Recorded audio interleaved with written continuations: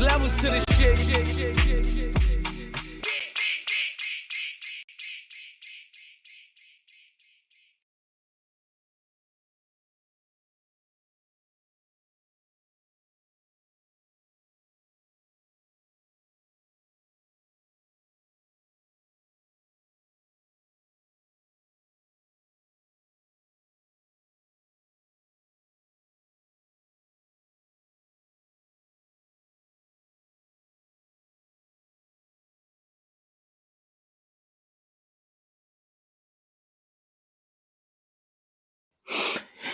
You know what, yeah? This thing's starting to piss me off every week now.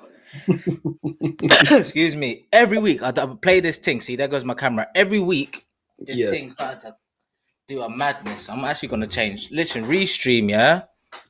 That's the platform. Restream. I swear I'm going to holler at you, man, and tell you to fix up your clout, bruv. Because this ain't it every week. This is the past 2 weeks. But anyways, yeah, we're kicking off the stream, guys. As always, I'm Kofi Cases. Who's setting the levels today? Please introduce yourself, sir. Yo, it's Leon, aka Li-likeisaid, rapper from the Midlands on my back, all of that stuff. But yeah, man, Li-likeisaid, you got Li-likeisaid here. Yes, sir.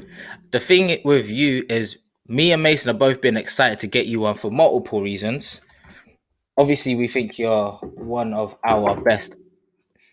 We're gonna call it uncovered artists, untapped artists yet, because you're still on the come up. And you got so much potential. The thing, what I like, your flow is just like different. It's so bouncy, so like refreshing to hear. And you actually spit facts. I've said many times. So it's like so refreshing to hear. So when we seen you on all these things, smashing it up, I saw you the other day on I think it was London RBs when you played that Captain Hook entrance. I was like, this guy's on some different dro, bruv. He's on some different dro. So the charisma is another thing that catches my personal attention in it, because I call myself like a hip hop, not thoroughbred, but I love hip hop. I call it a street poetry. I love people rhyming and telling a story and actually saying stuff. So it's wicked and refreshing to hear you coming out. So yeah, tell us a bit about yourself, like your age, where you're raised, your background, all of that stuff. Tell us a bit about yourself for people that don't know. Nah, sure. So first things first, thank you very much for that. It's always nice to hear that, you know, you're kind of painting a picture for people who are listening. And that's kind of, I feel like it's a hard thing to do in the music industry, is to actually get people to really resonate with what it is that you're saying. So I appreciate that, first things first. But my name's Leon Henry. I'm 29. I do get that a lot. Like, how old are you? And obviously, 29. It's kind of old to be in the rap scene, but it's not at the same time. There's never an age to be old, bro. Yeah, no, of course. And especially in the game. I said, especially in this game. Yeah, no, of course. Yeah, of course. So, I'm 29. I was born and raised in Northampton, in the Midlands. I was raised by my grandma, actually, to be fair, in the Midlands. Yeah. So, my background, I'm half Jamaican, half English. So yeah, I've got like a dual heritage background, which is probably why you hear some of the patois flows that I have in my music and stuff like that. It's quite easy to resonate and put that stuff in, especially when you understand it, you know where it comes from, you know your culture and stuff like that. So yeah, I've done a lot, just coming out of a small town in Northampton. So yeah, that's pretty much me, my age, my background, who raised me, where I was raised from. So yeah, that's the Leon Henry. That's the Leon Henry of today. Yeah. Do you know what? I thought you had a bit of Spanish in you, because some of your bars, you're always dropping a little bit of Spanish flair in there. So I thought you were part Spanish. But I'm not part Spanish at all. That's actually just finessing. Yeah. So I actually learned a lot from when I learned a few things, I should say, from one of my best friends, Jerome. Shouts Jerome if he's in this live. But yeah, basically he fluent Spanish, which is where I kind of learned little bits from. And sometimes as well, it's actually quite funny, is because when I actually bring out tunes, or I've got a tune or something like that, and I've dropped a little bit of Spanish in there, like People think that. I'm hoping I pronounced it right. Like, Nah, bruv, trust me. Like, my partner's Spanish, innit?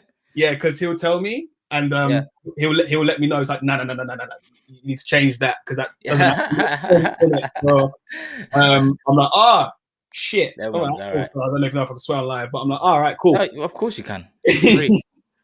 Yeah, so that's kind of where that comes from, and I've kind of dived a little bit more and further into that, into my bars and stuff like that. Give it a little bilingual, more flows, more dynamic, more stuff, but I've got to still make it relevant. And again, that's kind of a hard thing to do these days, especially with some of the rap and everything that's going on. So yeah, that's pretty much it in terms of my background. So no, I haven't got any Spanish in me, people. He's just finessing. He's just finessing, guys. The thing is, you actually touched on something which I probably wanted to touch on a bit later on, but as soon as you just brought it up, you said you had to stay relevant and talk about what's going on now. So you're 29, I'm 32, so there's only 3 years between us. So I'll consider ourselves from like the same kind of era of enjoying, say, hip hop or urban. I hate that term. Urban music. What is your honest opinion on the state of music now? Or fine, let's go specifically the state of hip hop or rap or our country, grime, MCing.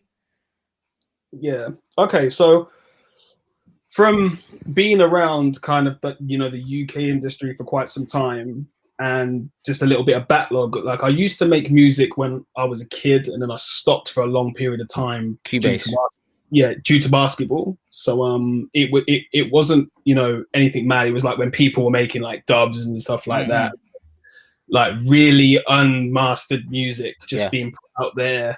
The raw stuff, some really raw stuff, and but the PlayStation type beats that Wiley was making, or nah? Yeah, like Fruity all Loops. that Ghetto Coyote and all that stuff, that was kind of like there at the time, and for me back then, looking at that situation, the scene where it is, where it was then, I didn't think English would play a massive part in music on the come up now, or I definitely never thought I'd listen to it as much as I'm currently listening to it at this moment in time. And that was kind of another reason why I sort of, decided to not do music at that particular point, because I was thinking there's just no avenue. I'm in the wrong country for that. Essentially, and I was always listening to American stuff and everything of that nature. And if I fast forward now to where we currently at this moment in time, I don't really have that much American in my playlist anymore. And for me, in terms of the UK music, I think we're in a very, very good place to take over the scene, especially with, the US is always going to have your major players, right? But you're seeing collabs that you never thought you'd see, in the music industry today. If I even take it to someone who's actually from Northampton, Slow Tie made a tune with ASAP Rocky. Never thought I'd see the day. Shouts to Slow Tie, because obviously he's really from your bits, isn't it? He's from Northampton, yeah. Really doing mad. Yeah, and that's the thing. There's so many. There's so much talent out there that's getting the light and shine, and to think that even someone as Slow Tie, how big he's become, but he's from the same area. Like I'm literally looking out the window and I can see the area that he's from, where he grew up. And it's just crazy to see. So in a way, it kind of made me believe that you can be in the music scene, and if you are making relevant music, if you are making good music that tells a story, not just bullshit that you're just putting out there for the sake of bullshit, but you actually are working on your craft and making sure that you're telling the relevant side to you, and you can really actually and truthfully make it in the scene in the UK. And that was something that I never thought you could probably do looking 10 years back. That's very true. But I don't blame you. Yeah, of course. And there's a flip side to that as well. It's a blessing and a curse. It's because now there's such a big platform out there. It's about who actually gets noticed and who doesn't now. and whether people are actually getting noticed for the right reasons. And that's no hate. That's nothing at all. But it's essentially there is a lot of favoritism in the industry. Mad. There is going to be people who get the limelight over others, and that's just facts. But what that actually does is that really the term, unseen talent is, couldn't be, I couldn't have picked better words myself, because there is so much talent out there that is not getting the recognition they deserve just because of people the favoritism. Of the favoritism. And the thing about it is that, radios are doing, people are trying to do as much as they possibly can with the platforms they have, i.e. the level, New Levels, LD and RBS. I'm even seeing famous, radio hosts actually playing out stuff. Here, by the way. Yeah, if you look at DJ Target, if you look at Kenny All-Star, if you look at Joey Clipstar, they're people that have been around, these mad famous people on the come up, and they're giving people like me a platform to kind of put music out there and be a part of something truly great. So but it still doesn't hide the sheer favoritism that the music industry has. Not people in general, but the music industry is obviously going to have, you got your top tier, your middle tier, and then your lower tier. And it's really hard to go in between tiers. No. Like, you have to really have a banger, and it has to be right place, right time, and the right person needs to hear it. Exactly. When that can happen, you might have the right banger, right time, but no one hears it. And it's just one of those things where if, you was on someone's, a famous star's level, you wouldn't have to worry about right place, right time, because you're already there. All you have to do is give the tracks to the people that you need to give the tracks to. All of a sudden, it's 1 million views, and it doesn't have to be good anymore. And that's the problem that it's now given, is that the stage is actually set for people who are really, really good in the industry to not be seen, and also it gives people like a pardon who are really big in the industry to kind of make shit tunes, essentially, because it doesn't matter. They're still going to get 700k, 800k, 900k. They're still going to reap royalties. Easy. And some people are making really good tracks. Not going to lie, some people are making really good tracks at the top of their scene, and that's the reason that they're there, and that's great. And I can appreciate that, because half of them are in my playlists.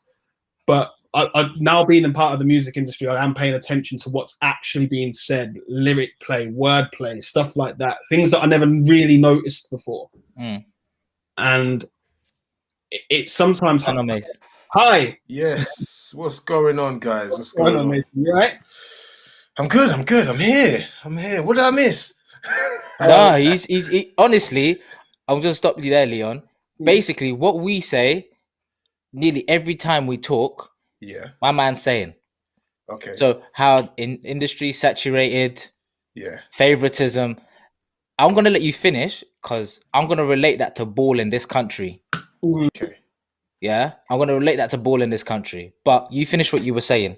Yeah, I mean, you literally finished on, I think, people who are at the top of the game making good music still.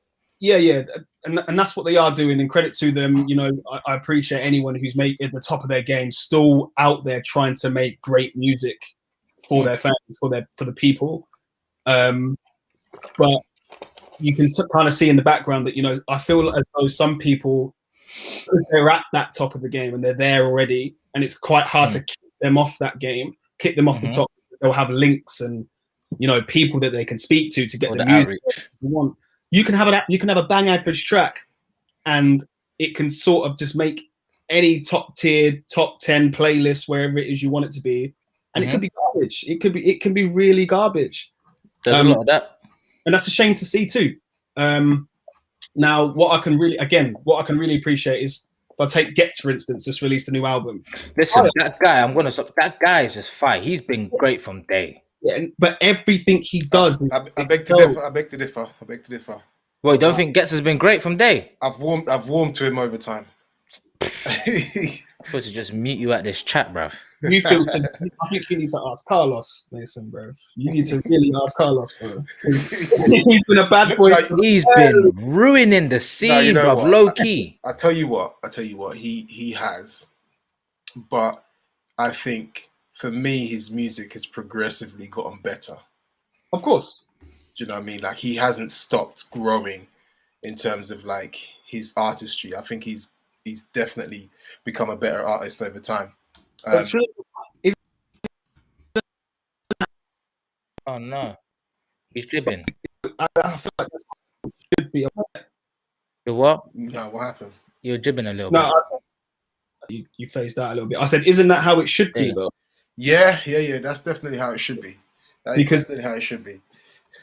Because you always should want to excel. Like for me, like I make a track or something like that, and I say, yeah, this track's fire. But then the next track I make, I want it to be better than that, and then better than that, and better than that. I feel like Ghetto does that for me all the time. Everything that he brings out just seems to be fire. Now, I'm not a big fan of Skengman. I don't really like that track. But essentially, the album that he's brought out, The body of work is decent. yeah, it's a really good album. He's just released a Fire in the Booth, Fire in the Desert, I should say, actually, because he's actually done it in the desert. So everything he's doing is, for me, trying to excel, give the fans what they want to hear. And that's what you should always want to do in the music industry. But That's what you should. Yeah, that's what you should want to do. Basically, that's what you should be in the industry for, is to just keep excelling. And my competition is only me. Like I want to excel be better than I was yesterday, essentially. I'm not looking out there thinking, oh, he's rubbish, or I can jump on that scene or anything like that. I will do me, and I feel as though with the advice and everything that I'm given, I will get to where I want to be.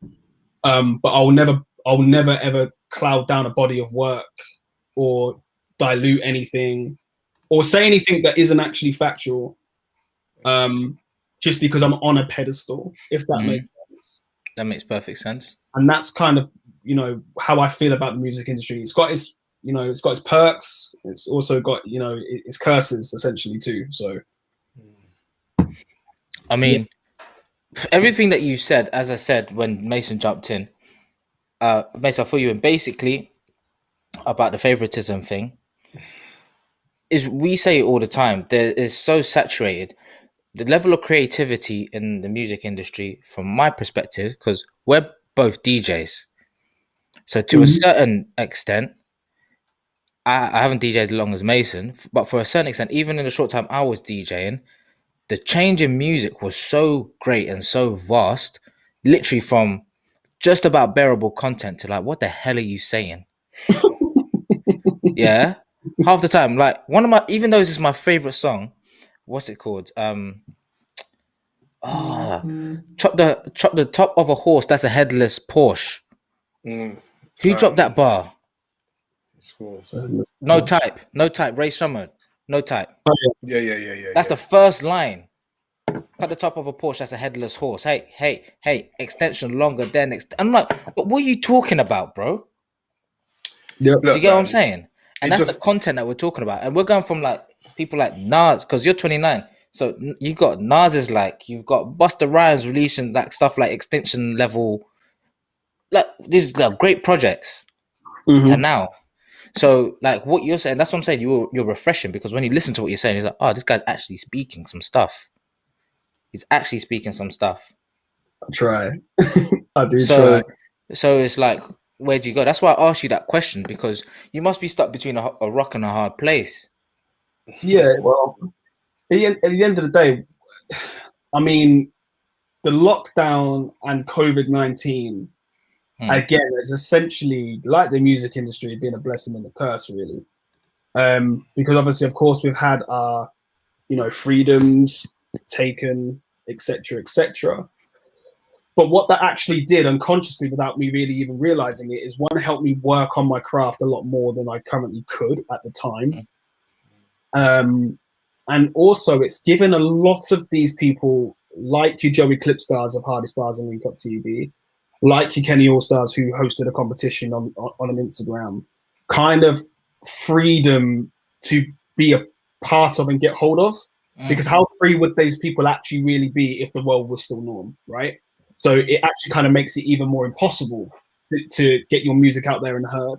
right now there's not really much choice other than radio and lives, right? Mm-hmm. So what do? You go on there, you kind of make the most out of your opportunity on the lives and on radio as much as you possibly can. So it's one of those things where I kind of said, what can I do with what I actually currently have? And although obviously a lot of freedoms were taken away, we didn't know what when we were going. I didn't know when I could get studio time. Luckily, I actually had studio time in between that, and quite often or not, it gave me a lot of time to work on my craft, learn exactly, where I was going, what's my identity? How am I gonna identify as a rapper? What's gonna make me different or stand out? So when you hear me, that's me. Mm-hmm. And essentially it worked. I mean, I went on again, Link Up TV, Hardest Bars Live, ended up getting on the Cypher for that. So that was one accomplishment. Ended up winning the competition for Vox Music Group, which is Kenny All Stars label. So I want to freestyle with him. And I was thinking to myself, without the lockdown, how accessible would those things have been to me? That's true. So what I see with the light at the end of the tunnel is that what you need to do is essentially put yourself out there as much as possible, because another thing I think that separates people who are unseen talent, really good unseen talent, from the people who are currently seen at this moment in time, is the ability to actually put yourself out there and showcase it. And it's a hard thing to do. It's very hard. It's a hard thing to do. When I first went on Jordan Gibson's live, I weren't the most confident of people to go on there and say I was the best here. Now I'm putting that in lives when I go on lives and say, just so they actually add me, because some of these people have like 5,000, 6,000 people viewing, so I can't imagine how many people are requesting. So I'm just putting stuff out there to make him choose me. So like I went on Jammer's live literally last week. I said, Jam, I'm the best rapper here. Don't you dare go off live, add me. He then added me on Instagram. That's true. I saw that. So it's actually things like that kind of, at first I didn't have the confidence to do. And big shouts to a lady called Kelly O'Neill, who's actually my former manager, who gave me quite a lot of confidence to kind of put myself out there. And then the job role I actually had at the time gave me the courage to kind of say, you know what, I deal with new people all the time, so why would I worry about showcasing something? If I feel like I'm fire, I should showcase I'm fire. And if I don't think I'm fire, I don't think I'm fire. We keep moving. But it seems to have worked. It seems to be pushing me in the right direction, and it seems to have gotten me a lot of links that I don't think I would have had before. So my advice to people in this weird saturated industry that we're in is you put yourself out there as much as you can to the right people, because you just never know what might come up. 1,000,000%. And that's my advice, and it's working thus far, and I feel like it's going to continue to work even further as my skills increase. I 100% agree, to be honest. Some people are just resting on laurels. There's some people who are already in circles, who are just resting in those circles, saying, "Oh, I know this guy, I know this person." It's not about that. It's not about that in this day and age as well. Sometimes, yes, you can have the right links and they can push you, but at the end of the day, if you're not putting yourself out there, like I said, like nearly every live I see, that's any competition. No joke, I see you and Samara. Samara sings, because she was at one of our live shows. Always in it. Yeah. Always in it. And I met Samara last year at the show. She was so shy. So shy. And now she's just starting to come out the thing. You said you were nervous, like, or shy at the beginning. Bro, you're sending me messages saying that you're stronger than Goku and that. I find that hard to believe that you're coming here telling me that you think a certain way about being shy. Yeah, but I get it. You have to build a confidence to try and get yourself to a certain place, and you have to believe in yourself. No, of course, first and foremost. Of course, confidence has to grow somewhere. I mean, some people are just naturally good at it, right? Some people can come and just do whatever it is they're doing, and be cool with it. And the thing about it is that I haven't just learned how to be confident with the music industry. I feel like I've just learned to be a confident person overall in life. Speaking to you people today, I know a lot of rappers who are very good at rapping, but don't really have any social skill, and it's because they're really enclosed, they're very introverted, and the way they release is through music. I didn't really want to be like that, and that's no disrespect to anyone who is like that, because obviously you can't help the confidence level to the person who you are. But essentially, what I felt like was going to take me places is personality, persona, and you can wrap that with, you know, good content. You can't really fail. It's impossible, because, you know, I'd like to be able to turn up to meetings, or if I was to ever get offers of sign-ins and stuff, and really actually go there and negotiate me, because that's essentially what I'm doing, right? I'm not just giving you my music, I'm giving you me. So for me to do that, I have to give you everything of me, and I feel as though, you know, a year has gone by, and I was quite confident, even, you know, kind of confident last year. But this year, I just feel as though with everything that's happened, with the competitions I've kind of won, with the links I've kind of have, it's kind of just solidified that I can actually do it. And, you know, the only person that will ever actually hold you back doing that is you.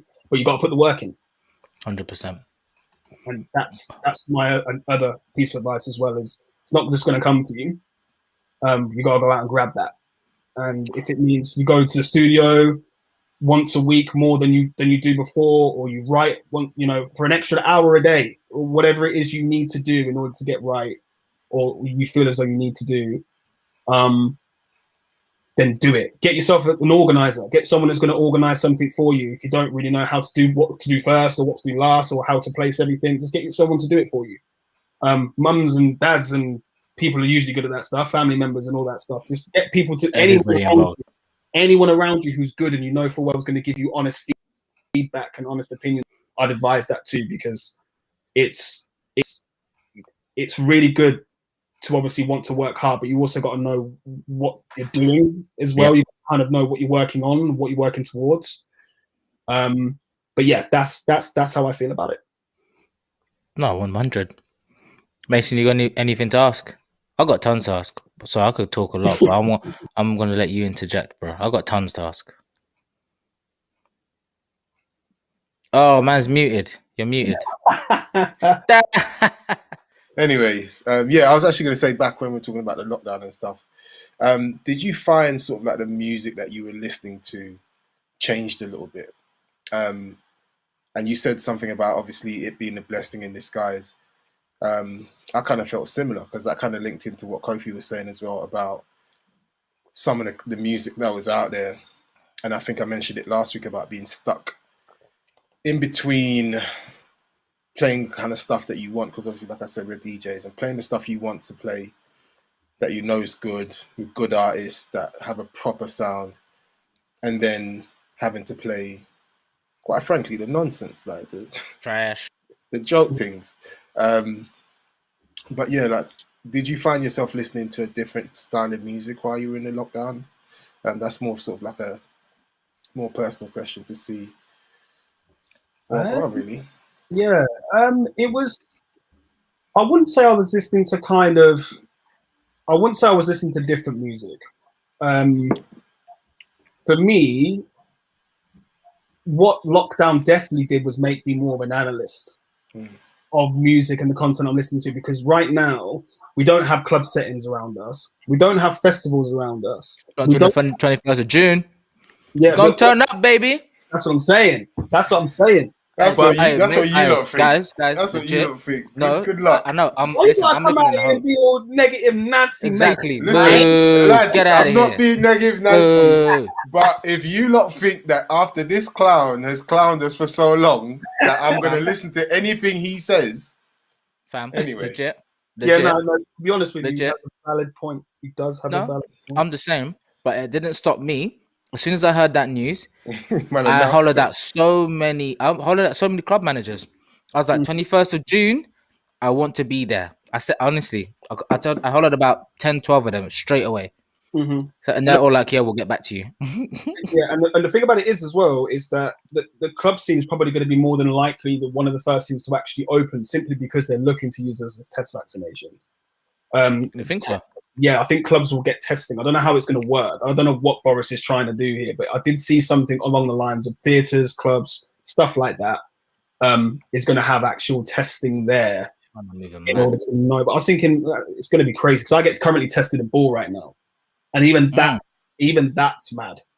So like the waiting around for it and stuff like that. It only actually takes around about 20 minutes for the results to come back. But nevertheless, you got to go in, you got to wait. Now it's quite a long-winded process. And to be honest with you, like I've never been a queue guy. I've never been someone who likes to wait in queues that long. Agitated. Yeah, it's just a long and cold, and I mean, obviously in the summer it ain't gonna be too bad. But I've got high hopes for that. Hopefully, fingers crossed, because it can't really keep running the way it's running, man.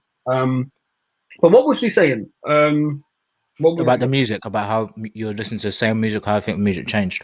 Yeah. So for me, obviously, with clubs and everything and stuff being kind of open and everything like that, you kind of don't have to analyze, because club music can be anything that's in the club scene right now. So there's a lot of like songs out there that make club bangers, and granted, they go off in clubs, and that's a good thing, like, because you need club bangers.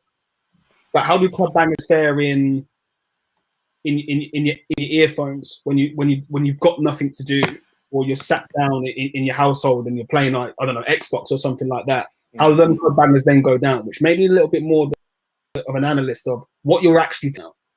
So essentially, I did change it a little bit. I still like a club banger, but I started to listen to more music that had a little bit more substance to it. Anybody in particular? I'm just trying to think as far back as I possibly can. I'll jump in while you're thinking. For me, it was Nux.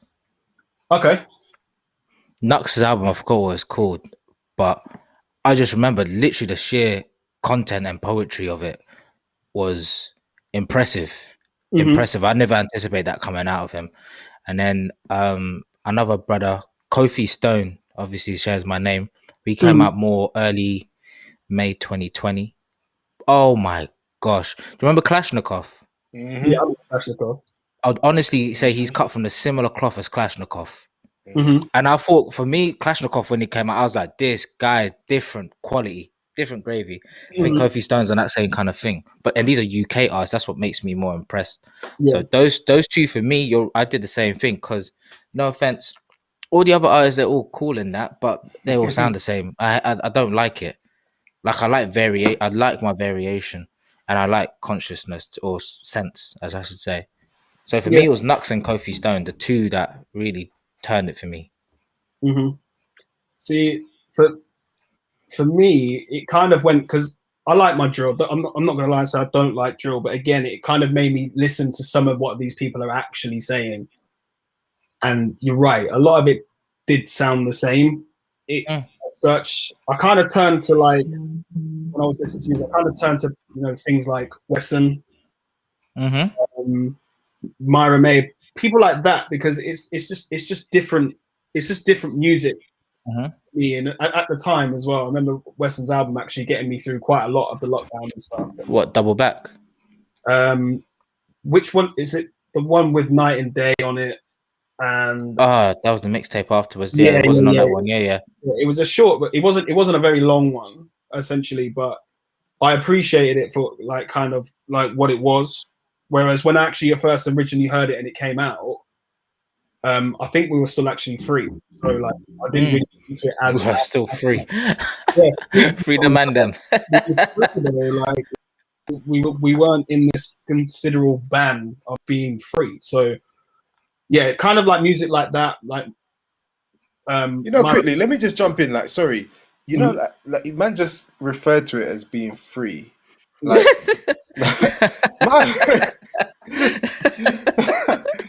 no, but you know what? It's the fact that that reference is being used. Do you think that this whole thing has had some? And this is a question for both of you. Do you think this whole thing has had some kind of mental 100% like side effect 100% on you guys personally? Because it's the way we've kind of just slotted into it, like, very nicely, and all of a sudden this is the new norm, like they like to say, and we're all just kind of like, yeah. I mean, I refuse to to even admit that it was happening for a long time. I was in denial for a while. I didn't want it to happen. I was quite happy to get on with the year that I had planned. I had no intention Mm. of When they going start into locking lockdown. off all your flights and you They realize, started locking down the whole boom. thing. Like everything I was booked for, just one by one Out the fell window. off. You remember And that I was time? like, Remember that time we said it was going to last 2 weeks as well? yeah. No, but I was under the impression that it was going to last a month. I remember having an argument with my friends, like, listen, bro, it's a month, bro. Like, nah, it's minor. They're like, nah, Mace, buckle down. I was like, yeah, sure. Yeah, right. Okay. But I think we probably won't realize, for me anyway, you probably won't realize the mental effect for a while. Mm. For a while. Because I feel like even when, like when I go to the supermarket, I always used to go to the supermarket, but it never used to bother me so much. I suddenly just don't like being around people that much anymore. Mm-hmm. Like I feel like I get a little bit, Antsy. yeah, like I'm in a crowd and I'm like, But that's the getting a bit warm. psychological effect that you're talking about for you. Yeah, like, and I'm like, 100%. That's what forced conditioning will do, because it was forced conditioning essentially. And when we talk about mental health and well-being, because there's no way no one can tell me this hasn't affected their mental health or well-being in some way. Well, for me, it hasn't too much because I've been working like normal. Yeah, because I work in a hospital. My life has been quite normal. The only thing that's different, actually, nothing's different. I wear a mask at work every day. It's just wearing it outside. Honestly, for me, life wasn't too different personally, but I get it for a lot of other people because your reality just changed literally overnight. Yeah. So I couldn't agree more. The psychological effects will be untold for at least a couple of years. Yeah, of course. And as well, you probably won't even realize. Obviously, the normal life has kind of gone on for you in a normal way, but as such, it's probably taken a while to kick in. And hopefully, God forbid, it never kicks in. But I've always kind of just been told, especially because I've got very good friends with a well-being and health coach, who just basically said, if you ever feel them sort of days where you actually feel like everything's just shit, like everything's bad, embrace it, because what you're feeling, you have a right to feel. It's not like we're free and we're out here and all of a sudden we feel like that. Then we've got a real problem. But essentially, it might take longer than other people, but this is going to have some sort of, as we've said, some adverse effect on the way you now move forward. And you may not be feeling anything right now because you're working in the hospital, you're doing everything day-to-day life. But once that normal kind of kicks in, you might not even still notice it, but someone else in your group or someone else around you might notice it. But you're kind of doing things differently. Like you said, Mason, you just have a weirdness for talking to people now, where just being around people in general. And the thing about it is, if you had never had that before, that's just an effect. You probably didn't know when that happened, but it happened. But bro, I used to love being around people. I used to if there was a crowd, it used to get me excited. I don't know why. I'm like, oh shit, people, But now I'm kind of just like, oh, really?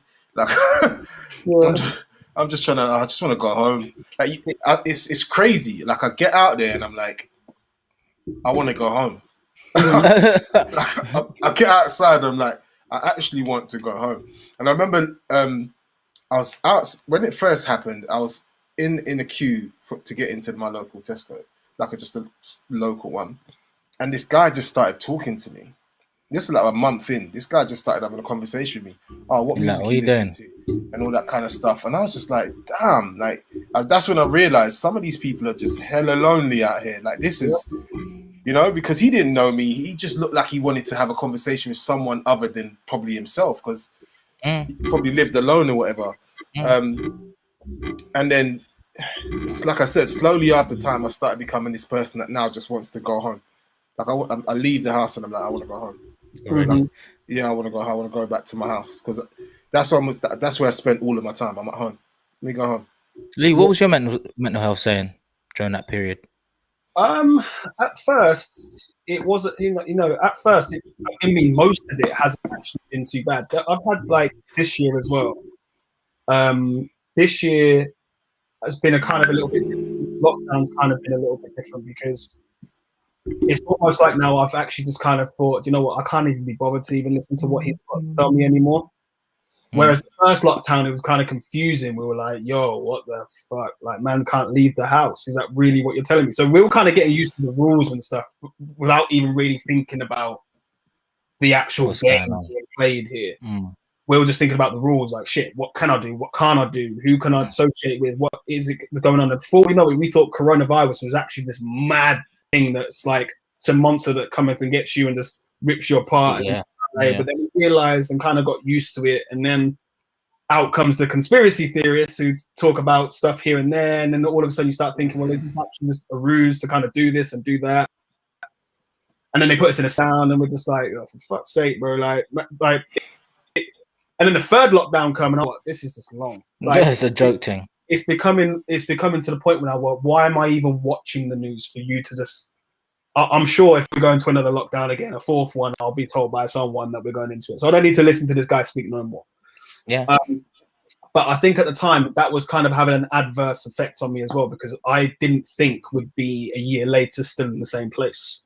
And just looking at other countries and stuff like that who have dealt with it. If you look at New Zealand, if you look at Sweden, if you look at places like that kind of dealt with it in the very best way they possibly can, and they're kind of COVID free. Like, they're still not letting anyone in, and they're still doing everything they want to do. My friends over there right now told me he's going to a festival.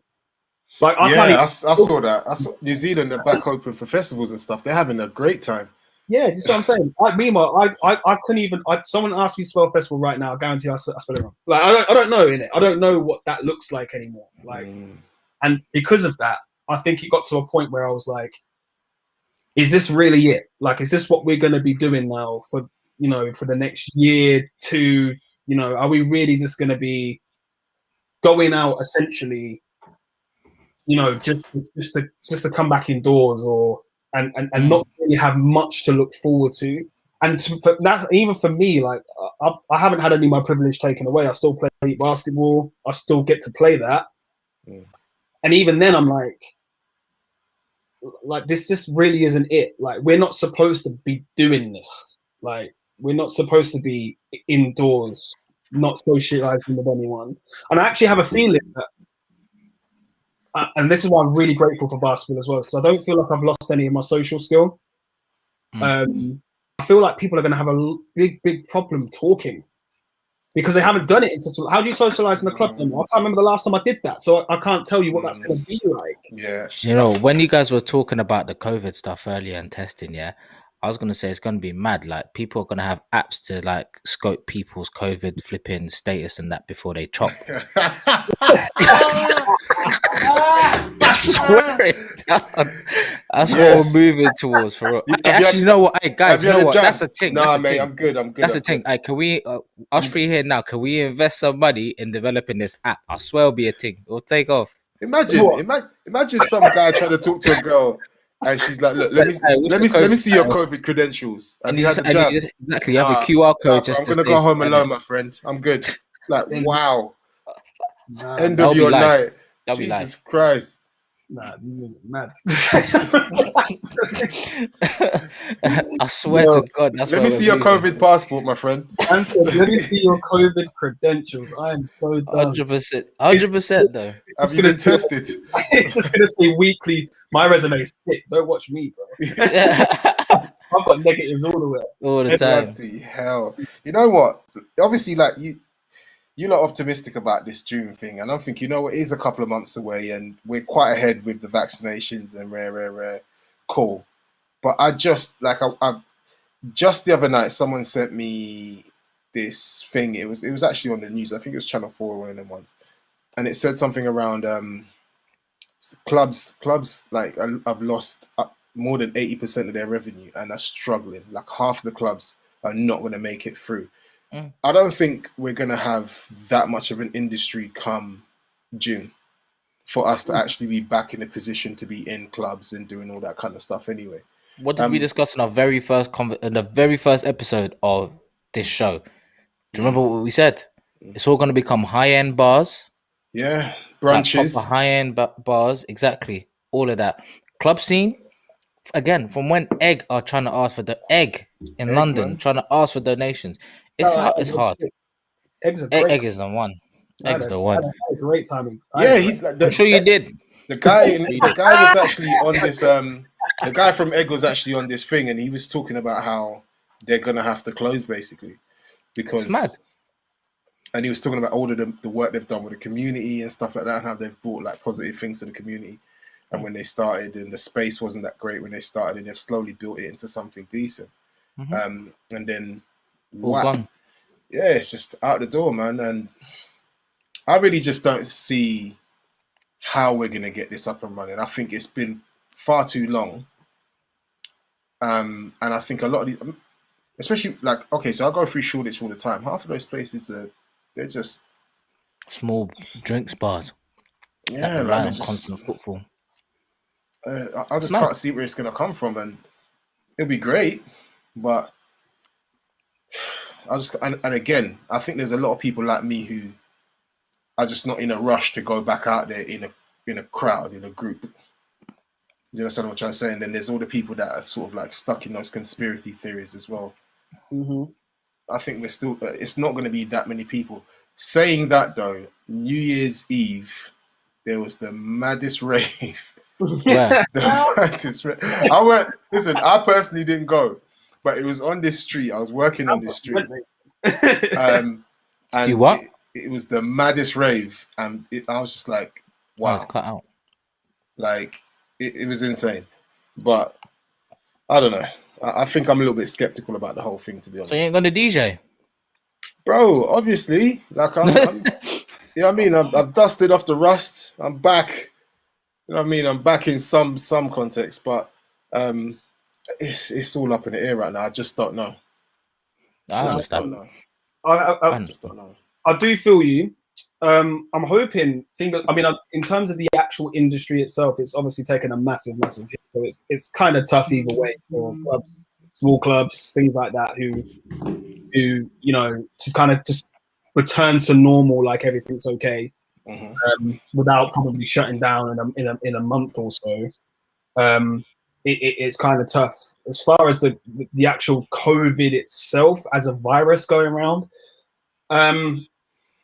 In terms of that, I think how it's going to be, and I don't obviously, this is not Bible, but the way it's kind of perceived to me with this whole vaccine situation is obviously the vaccine doesn't stop you from getting COVID, right? It also doesn't stop you spreading the COVID. What the vaccine is supposed to do is stop people of vulnerability, or stop people on a whole, basically, even if you're not vulnerable, from getting the severe symptoms of COVID, i.e. things that would lead to death, right?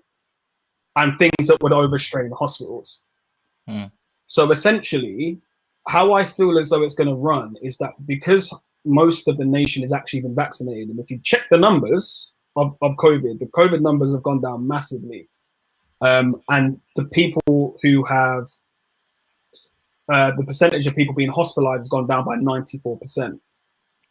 So how I feel like it's going to be now is kind of like how they should have treated, or how they should have treated it in the first place, pretty much like the flu, because it's going to go around like the flu's going to go around, right? And what do you do if you're vulnerable and you get the flu? You take a flu jab to stop you from getting its symptoms, which obviously lead to you either being hospitalized or, worse, touch wood, death. And I think that's how it's going to kind of be now. So I don't know what that means for us in terms of us taking the vaccine. I'd love to get your thoughts on it. I don't really want to take it. I don't know too much about it. I don't know enough about it. It was made too quickly. But I'm seeing COVID passports. You've taken the vaccination passports and stuff. And as an artist, what do you do if you get a live? You need to take that shit. Yeah. Take that shit. You ain't touring. You know what? Like I said, okay, for you personally, if someone said, you know what, come September, we want to book you for this music festival in Amsterdam, right? We're paying you X. You know, you're going to perform 10 bags, like 3 tracks. You're going to do your thing, and you're going to get out there. But you need to take this jab. What are you going to do? taking a goddamn jab. I'm getting jabbed, man. I'm getting jabbed like fucking Mayweather out here. I'm getting jabbed. I'm getting jabbed up. Because the thing about it is, what do you do? Because again, that's the sort of thing for some people that's not going to matter, because some people don't go abroad and some people don't care if they're going abroad. So like, well, why am I going to put that? I don't care. I don't need a COVID passport. I don't need one of those. But for someone who essentially who's trying to, become, music industry known, that's going to come with touring. And unfortunately, that's going to come with touring abroad. And that means I have to take the jab. Then I guess I have to take the jab. But the thing about it is as well is that a lot of people, again, there's conspiracy theorists coming out and people are saying, oh yeah, people have died from it and this, that, and the other. Everyone has an adverse effect to vaccinations. It's always happened. It's always happened. I'm not saying that the vaccine isn't working, but one, I don't know the long-term effects of it, and two, I just don't know enough about it. Do you know what I mean? Like, I don't know enough about it to be 100% sure. That's not to say I can't know anything about it and be sure, and then end up saying, do you know what, I feel like this is safe. But it's a tough one when you kind of put in, things that could be my day to day, i.e., flying to Amsterdam for a festival, flying to Barcelona, flying to America, flying anywhere like that, and saying that you have to have had the jab. You kind of putting me in a catch-22, because I'm not going to be able to see the level I'm trying to see without doing that. And obviously, of course, I want to be worldwide. I want to be internationally known, and to do that, I'd have to take it. But it's just a shame, because I'd look at people like in New Zealand and stuff who probably will never have to take that, and everything correctly and properly, and they don't have to worry about any adverse effects that are going on in their body or vaccines or anything, because they're good. But yeah, it's a weird one. It's a weird one. But if push came to shove, I've got to do what I've got to do. What about you? Yeah, I'm getting jabbed up, bro. Yeah, straight in. I'm holding it. I might go back for like round 2. I'm holding it. Facts. Like I said from the start, I said, when? Just tell me when. Yeah, he did. And I'm involved. Like, I'm not here for... Because I had a friend the other day, we were talking about it, and he was like, oh, I don't know. But he stays very close to the conspiracy theories and all that kind of stuff. And I'm just like, look, if you look at the history... And this is just my personal opinion on it. So if you look at the history of, vaccines and how they rolled them out, and if you think, bro, they've been giving out vaccines since the early 1900s, yeah? I think they know enough about vaccines. Do you understand what I'm trying to say? I think also when you look at it on a bigger scale, usually these vaccines, because I've got a friend that works in pharmaceuticals, yeah, they do take about 10 years. But her stance is there's not as much money involved, or there's more money involved and they're getting it quicker. Usually what they do sometimes is they drag it out, I don't think this particular vaccine, we can worry about the timescale too much. I think realistically, this has been pushed quite quickly, because this is something that's brought the whole world to a standstill. Like it's ended a lot of people's relationships, a lot of lives have been lost. I think we got to think about what it might mean if some people don't take the vaccine. And I look at it like that. It's like, if we don't take the vaccine, the governments are just not going to free up. They're not going to free up anything. The more people that try to push for not taking it, we're going to all be stuck back in the position. And I generally don't think that, some of the stuff that people are saying, like, oh yeah, it's going to kill you, or they're trying to kill a certain amount of the population, or, I mean, we've all got to pay these taxes back as well. Like, who do you think is going to pay for these trillions that they've borrowed to get us where we need to get to, for these furloughs and all this nonsense? It's people like our age group that's going to have to pay for that at some point. They're not going to kill off. They're not going to kill off the people that need to pay it back. Do you understand what I'm trying to say? 16-year-olds right now, I'm not taking it. Bro, you don't even pay taxes. Don't worry about it. Like, let the people that are paying taxes worry about what's going on here. Like, this is, and I look at it from so many different avenues. I just think, boy, I also just want life to go back to some kind of, normality, if that makes sense. And if it means, like I said, especially for the industries that I work in, where I work in fitness and I work, in the music industry, Well, nightlife. I would love to be back DJing to a crowd of people where we can actually be like this close to each other. Mm-hmm. Like, and I think if that means taking the vaccine, jab me up. I feel you. And the thing about it is as well is before obviously we go on to the next bit. What I think is generally like the government have all the access to anything that they want, anything that they essentially want. Mm-hmm. But when it comes to conspiracy theories and obviously people talking about the vaccine and it's killing you, yeah, granted, it always has adverse effects anyway, and that's probably what's going to happen. But for the people who generally think this vaccine is killing people and they're doing it, they're poisoning us, they're doing it for genetic and whatnot. I mean, yeah, the genetic thing, I'm not too sure. But essentially, for people who think it's poison and everything like that, well, they've got access to our water and have for years. They've got access to a natural resource that they can literally just flood if they really wanted to. Listen, I saw someone say something about, it's a tracer, so it's somehow gonna be able to trace you, in your bloodstream, and they're gonna know where each and every person is at every point of the day. I'm sorry, like everybody's got a mobile phone and they know exactly where the fuck you are at every point of the day because you're sharing your location, you're tagging your photos on Facebook, on Instagram. Like you've been to Barcelona, you've been to this place, you've been to that place. You've put it all out there on your open Instagram. They know where the fuck you are, bro. Like I wouldn't worry too much about a vaccine. Like Trust me. I turn all that off. It kills anyway. me. Listen, me, for now. He's a spy. He's a Ghanaian spy, and 100%. My friend, when everything goes to pie, yeah, I'm going to a village in Ghana. Bye, untraceable. You're not seeing me, bruv.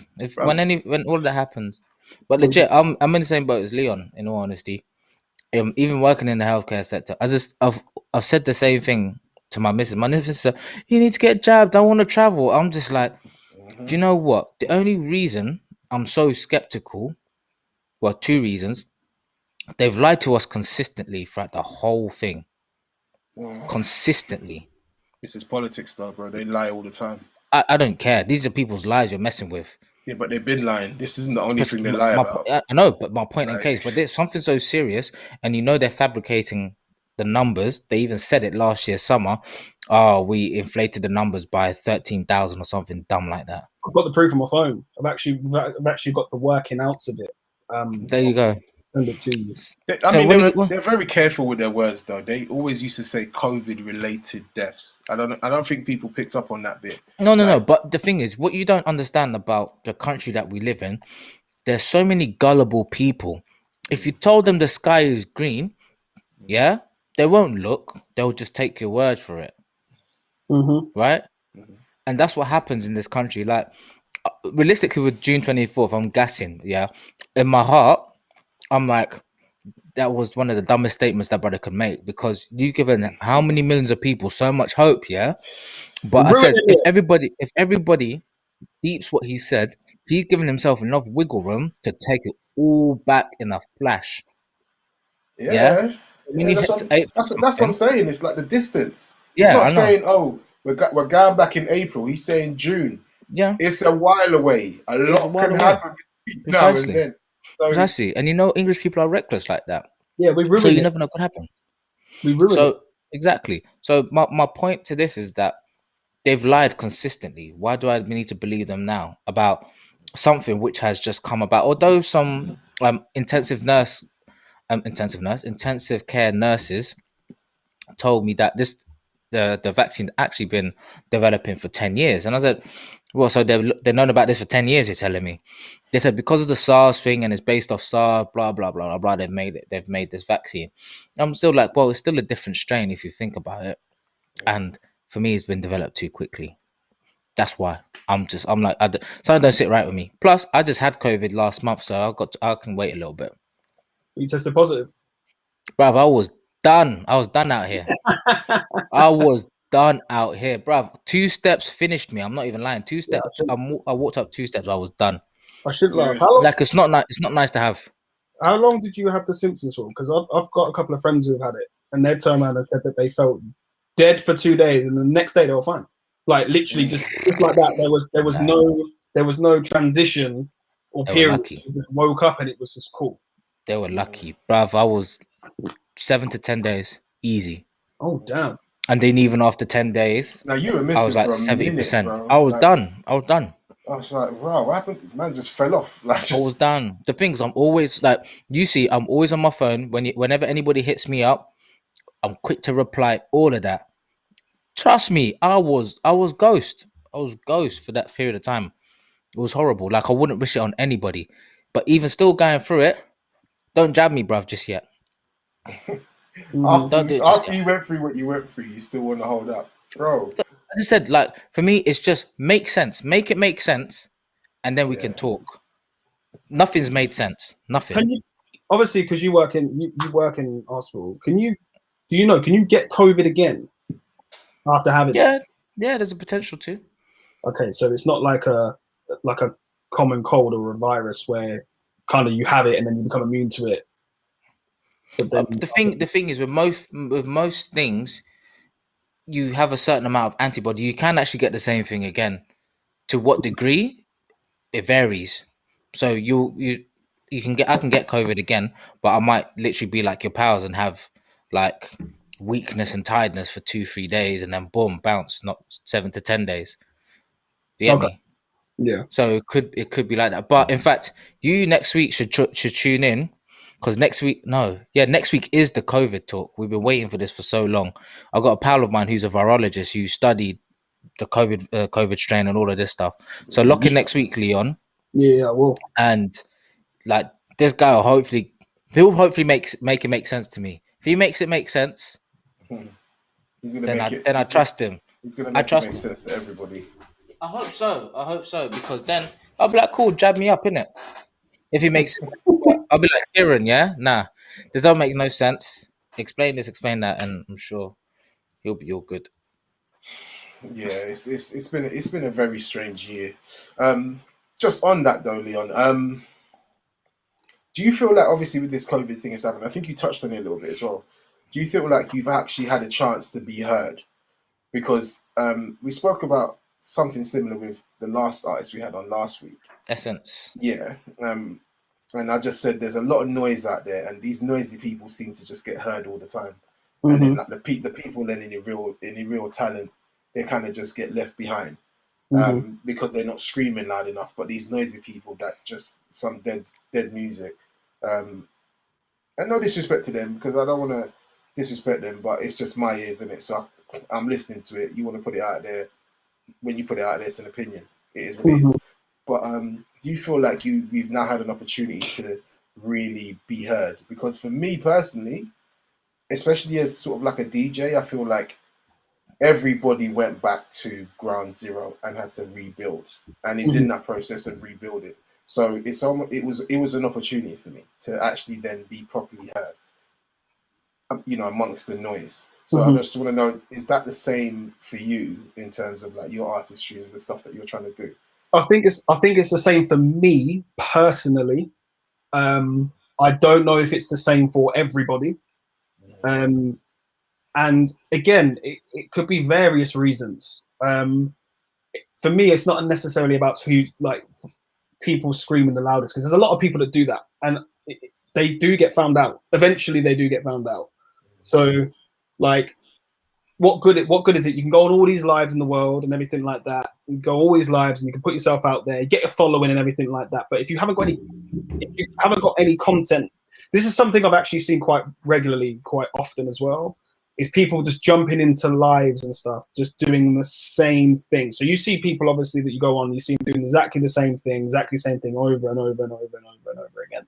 But the problem with that is that when it actually comes down to crunch time, what have you got? Have you got any content? No. Well, then technically that's where you fall short, because now you've got all this following, no content.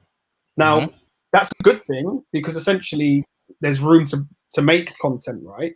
But if you're not essentially working on that craft in the background, there's not really much point of actually going on the live too much. And what I've done, and I haven't actually gone on some lives for a while, is because I'm actually working on, first I'm working on an EP anyway, but secondly, I'm working on more craft to actually give these lives. I'll take Hardest Bars and Link Up TV, for instance. Mhm. I went on their Christmas Cypher. I think I've been on their live probably once this year. Once. And I'm usually a regular. Someone is always in there, obviously making noise. Now, my time will come to go back in there again. And when my time comes, it'll be exactly the same as when my time came last year, which is what won me the Cypher entry in the first place. It's kind of working on that craft that's really actually going to be heard. Yes, you haven't been here in a long period of time, but I have missed you. That sort of thing. So you're a classic artist. Huh? You're a classic artist because that's what classic artists used to do. It's like have a little bit of absence and say, okay, cool, this is what you've been missing, and come back with a totally new project, kind of just giving people doses of newness, really, Of course. and just flexing. You're a classic art. That's the thing. You're a classic artist, but I said it at the beginning. You're in the set. You're from the same era, basically, as us. I got Same era. I've got to see quite a lot, in the years I've been alive, and that's kind of what helps me channel where I'm writing. And even in certain things like, when I've got computer game references or Captain Hook references and stuff like that, is that it just comes from a place of having so many different experiences and being able to piece those things together. But Mason, you are right. Some people do scream a lot. They do shout out a lot, but I feel like they're going to be the artists that are here today, gone tomorrow.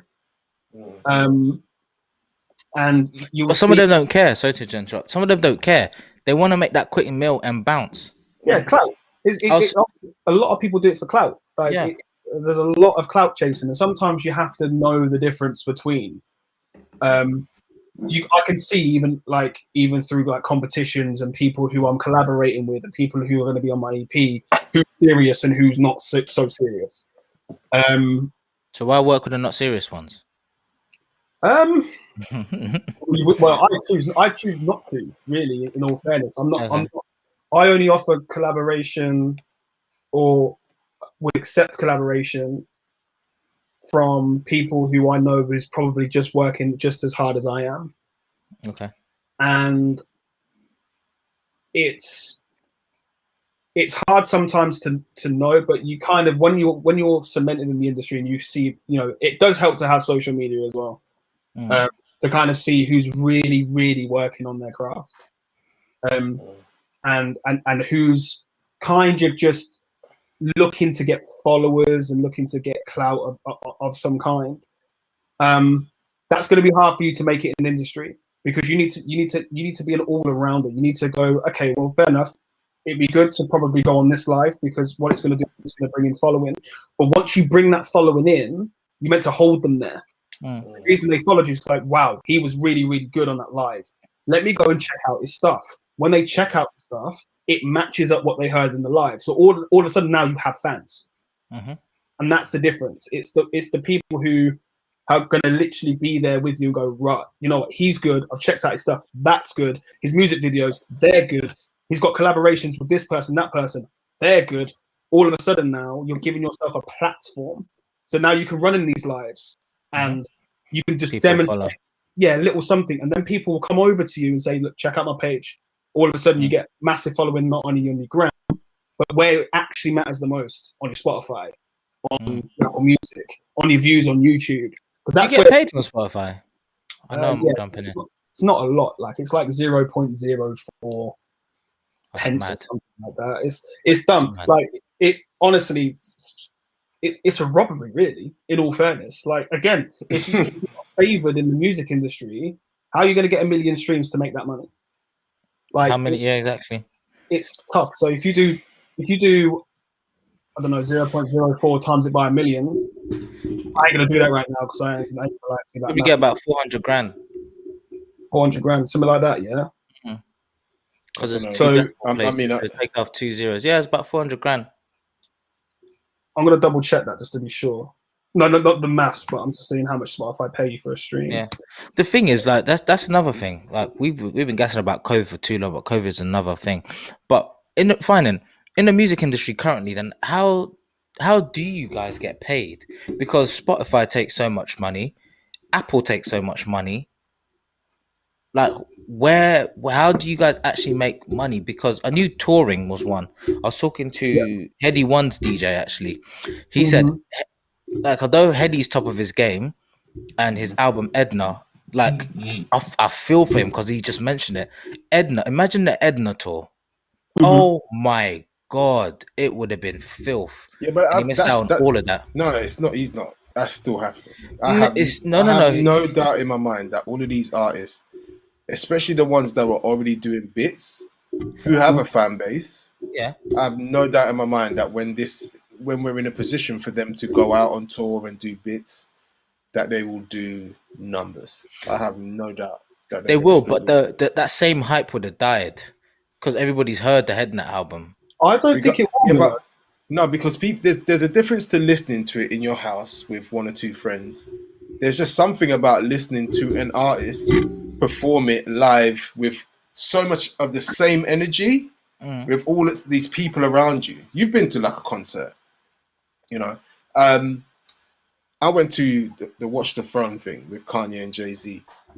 Bro, The hype was different. Like it's just contagious. Like it's contagious. Like it's different. It's definitely different. And I think a lot of these artists that are already on top, when I say on top, like the heady ones and stuff that are already out there, yes, obviously they're going to need to keep releasing something new, but the minute they get a chance to play the music that they haven't properly showcased in those kind of sort of like audiences, it's going to be crazy.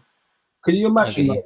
And if you think of it logically as well, you know, you say the hype would have died, but you need to remember as well, no one's had the opportunity to see anything at all. Can you imagine you get like, not even just Heady One, but if you even think of other artists who unfortunately blew at the wrong time because obviously you take Millions, for instance, or Central C, for instance, like these people here who have crazy fan base now.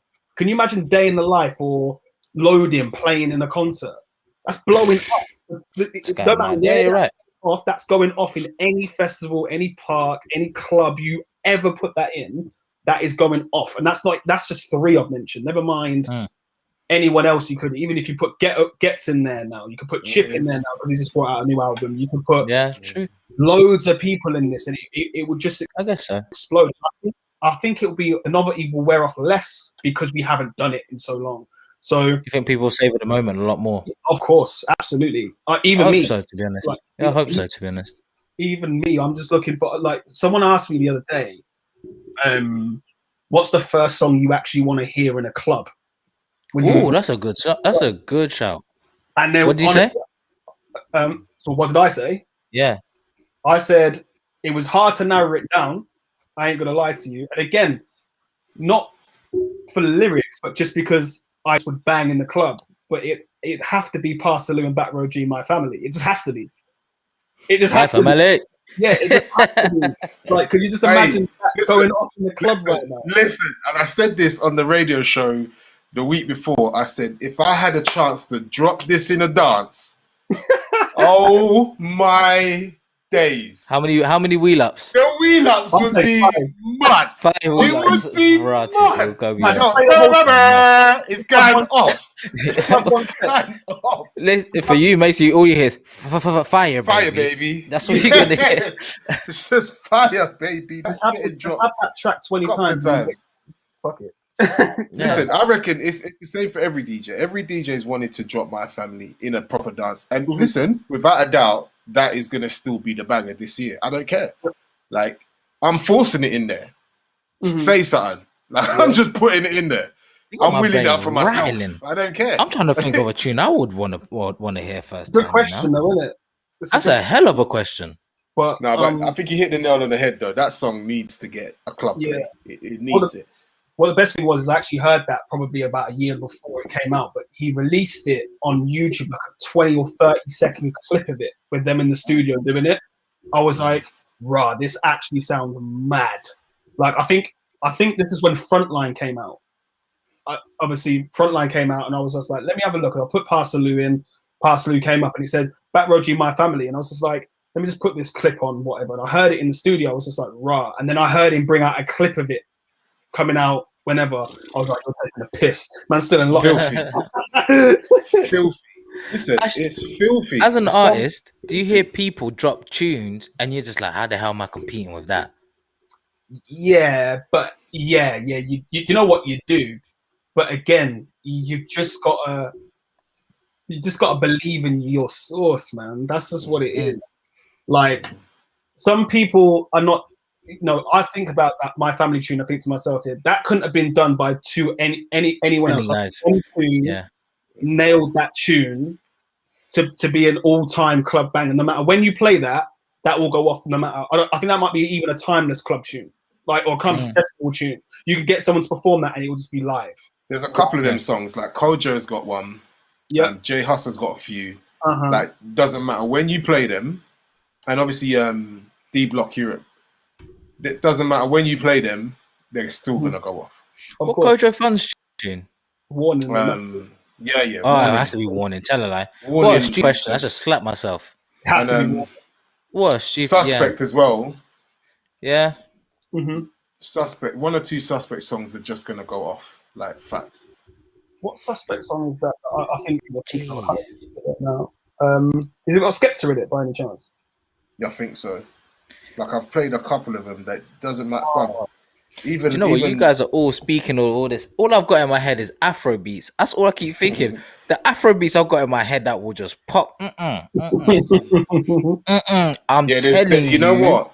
The music coming from the continent is not ready. Actually doing numbers, bro. Yep.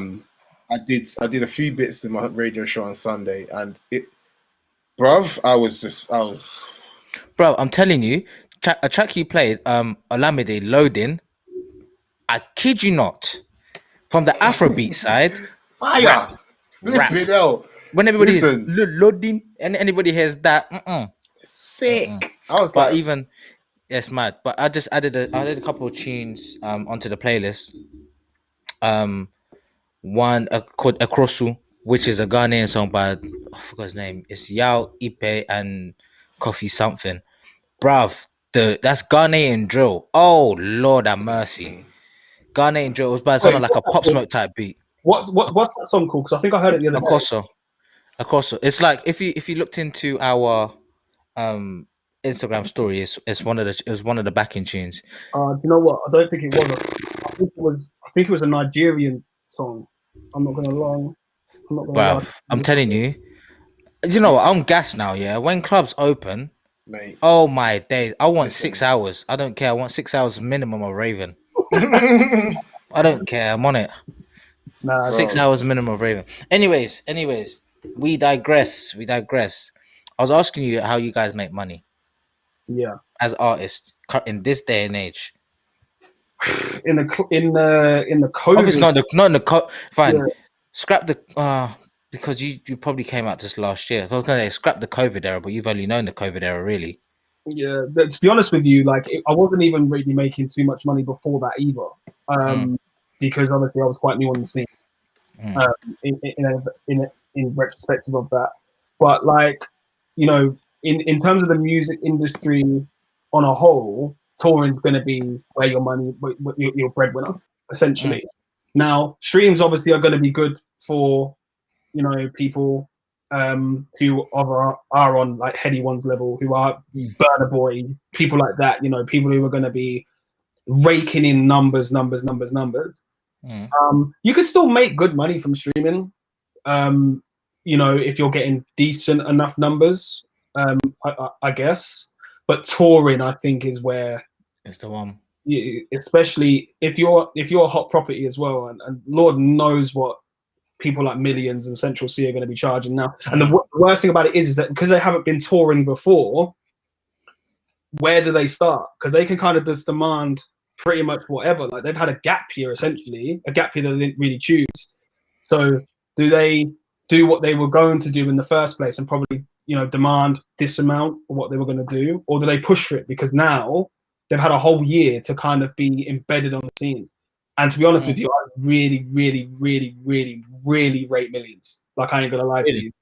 I think and the thing about it is, it's not even all about what he talks about. It's the way he does it. Yeah. it's the way he delivers it. He sounds like literally he's telling you about what he did yesterday or last week, but it's so basic, but the flow is crazy. And for me, he's just kind of ripped apart the Midlands in that perspective. And then Central C obviously is kind of in his lane as well.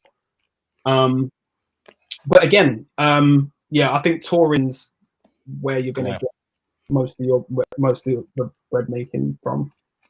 Understood. So the thing has always been like that. Huh? What did you say? Get me some festivals, guys. You know what it is.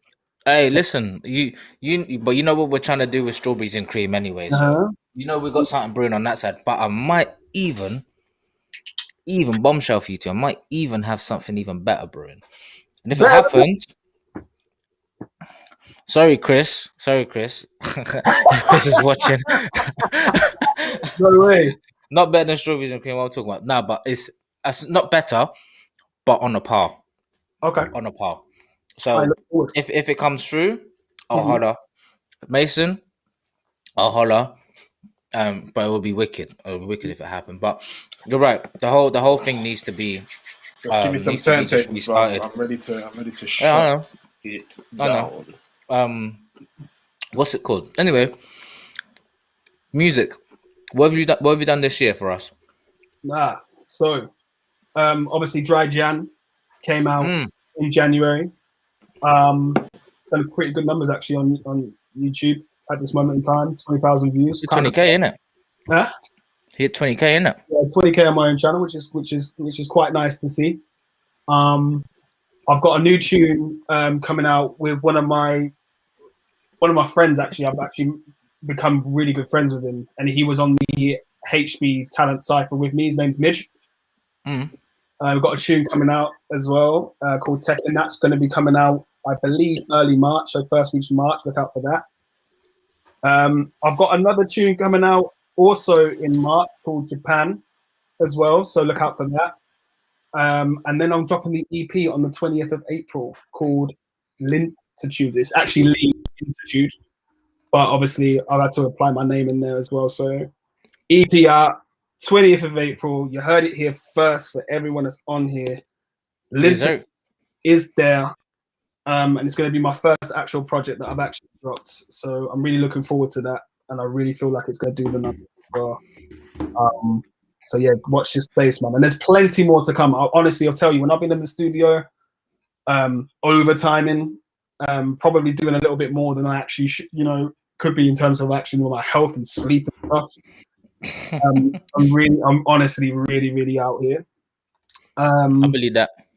And that EP is going to have some really, really good collabs in there as well. How many tracks is your EP? It'll probably be about 6. I haven't decided yet on how many I want. I wanted to do 7, but I feel like that's actually pushing past an EP. So I was going to go with 6. So you're going to hear songs, obviously, of course, that are coming out. You're going to have, obviously, songs from Tekken in March. You're going to have Japan in there, but you're also going to get some unseen content in there as well. So look out for that. And how did you even come up with the name Li-likeisaid? Good question. So I always used to say like I said, and I hear a lot of people say like I said as well. Now with Li-likeisaid, it was just I was going to call myself Lee originally, just Lee. L-I, like Chun Li. Yeah, it was just going to be Lee. It was just going to be Lee. But I thought to myself, do you know what? I can't remember what actually happened. I'm pretty sure I was in the studio with my best friend at the time. He's like, "What are you going to call yourself?" And I was just like, "Lee." He's like, "What do you mean, like Lee?" I was like, "Lee, like I said." But I didn't mean the like I said to go on the end of it.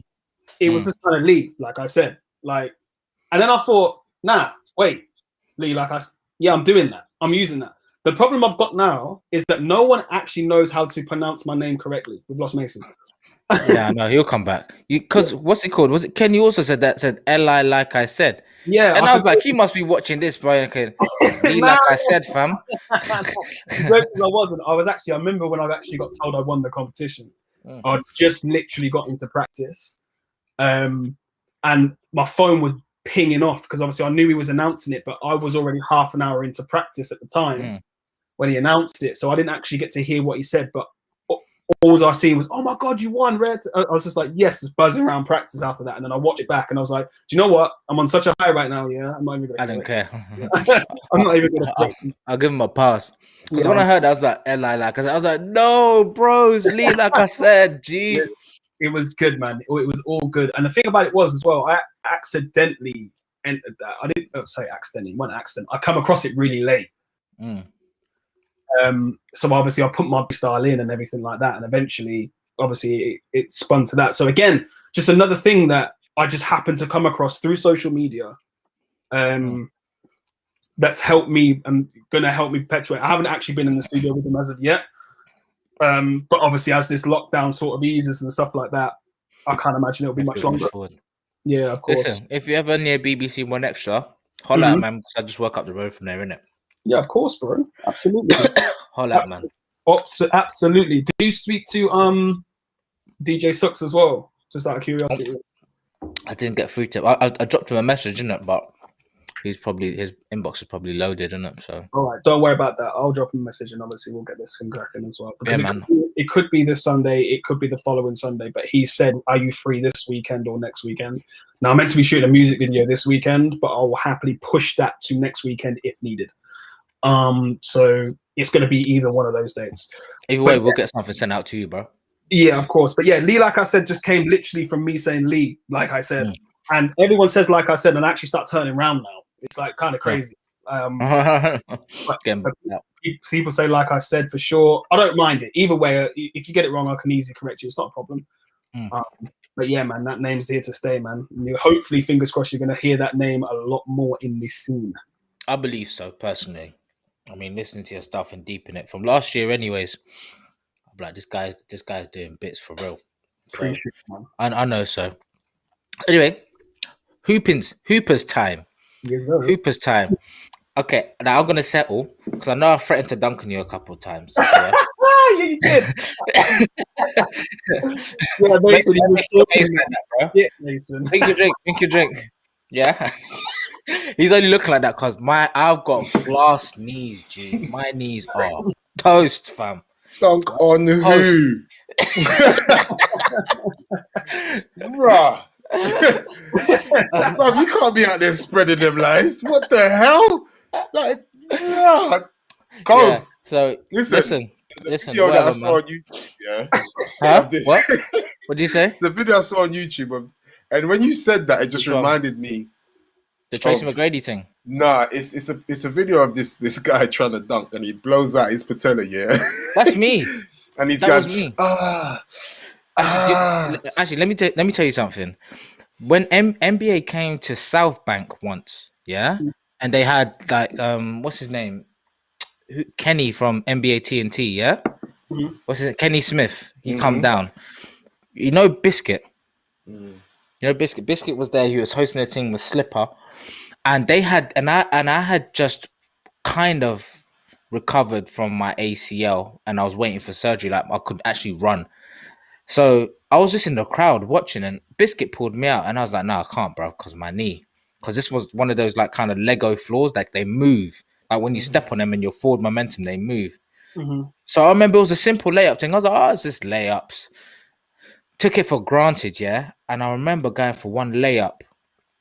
Listen, there was a crowd there in it, and my knee went. Yeah, I did not drop in front of nobody. I had to firm it, and I ran another 5 lengths. Just my knee busted. And I was just like, nah, I can't. And literally a couple of weeks later, my knee blew up again. A couple of weeks later, ACL surgery. I've had what 5 ACL surgeries now. So I told you, I ain't dunking on nobody, bruv. Yeah, that's cool. I ain't even laugh at situations like that because I know obviously them injuries there are. ACL's not the one. You know what? Touch wood, man. Like anybody that I've seen with that, it's just horrible, man. Nah, it is bad. It's more of a mental thing, to be honest. After I had my first one, it was so much more of a mental thing. Like I did get back and I was playing local league stuff, but even still, it just took a while for mentally to get back to any kind of semblance of when I played a little bit of National League with Camden and that. But I think it's just kind of like a thing because it's such a long injury. Yeah. And it's one of them injuries that like it's not like you can attempt to do something on it. It's one of them ones where like you know, you tear your ACL, your ACL's letting you know you ain't walking anywhere for a long period. Yeah. It's letting you know that. Yeah. So, you know, doing those sort of things and then actually getting back into a condition to actually ball again, like at a certain level of whatever level you currently at, is challenging. It's challenging for any sports person, male, female, to kind of do. It's the same thing with things like the Achilles. You know, the Achilles, it's the same thing with that. I ruptured mine twice. What's even weird about that is I heard something the other day, Mason. I don't know if you can tell me anything of it, because obviously I have never experienced a touch wood. I've never actually experienced that. But some people say that it doesn't actually hurt as much as when you strain it, or what, your Achilles? Yeah. No, so the Achilles, Biscuit. I think Biscuit was present. I can't remember now. He might have been present. So, but Biscuit's a curse. I ain't going anywhere near Biscuit. Why? Yo, you know Biscuit? Nah, but it seems that you blew out your ACL, and he obviously blew out his Achilles. You know what? I tell you what, the Achilles, it sounds like a gunshot. Yeah, that's what it sounds like. I've heard. It sounds like a gunshot because it's just the snap of it. It's crazy, but it doesn't hurt as much as I did the ligaments in my left ankle that killed. I felt like I felt like my leg snapped. That's what it sounded like. My leg snapped, but the ligaments had just got torn to shreds. Yeah, the strains in the ankle's not the one. The Achilles just kind of it popped, and I was like, I think there's something wrong with my leg. And obviously, you're running on adrenaline. You're like, yep. And then after a while, you're like, oh. So basically, what happens is the rest of your tendons and stuff are pretty much intact, but you can't physically do that with your foot. You can no longer do that. That's what I heard. The second time was more painful than the first.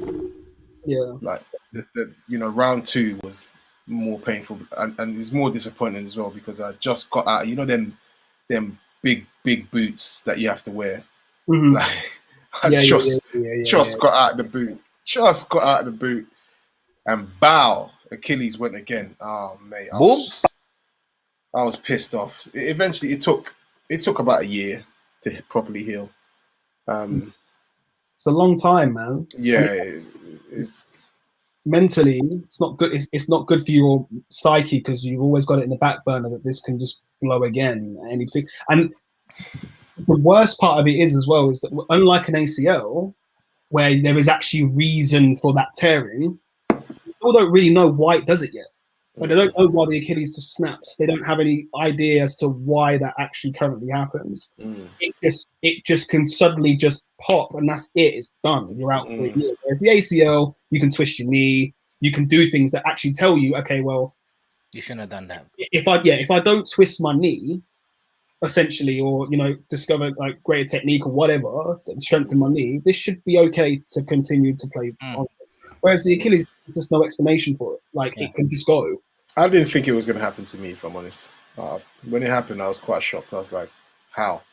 This guy was jumping out the building. Yeah, I was. He was jumping out the flipping building. I was a bit, but then a lot of my a lot of that got diminished way back. I mean, I managed to dunk last year. How? Actually, tell her I saw that picture. I managed to actually dunk. It was fake. 8-foot rim. I'm playing. Them haters. Wow. Bro, give me a 5-foot rim. I still am missing it probably in this day, bro. I reckon. And back then, when I did it, I was actually about 123 kg. Hell. I'm 105 now. I think I'm gonna get up now.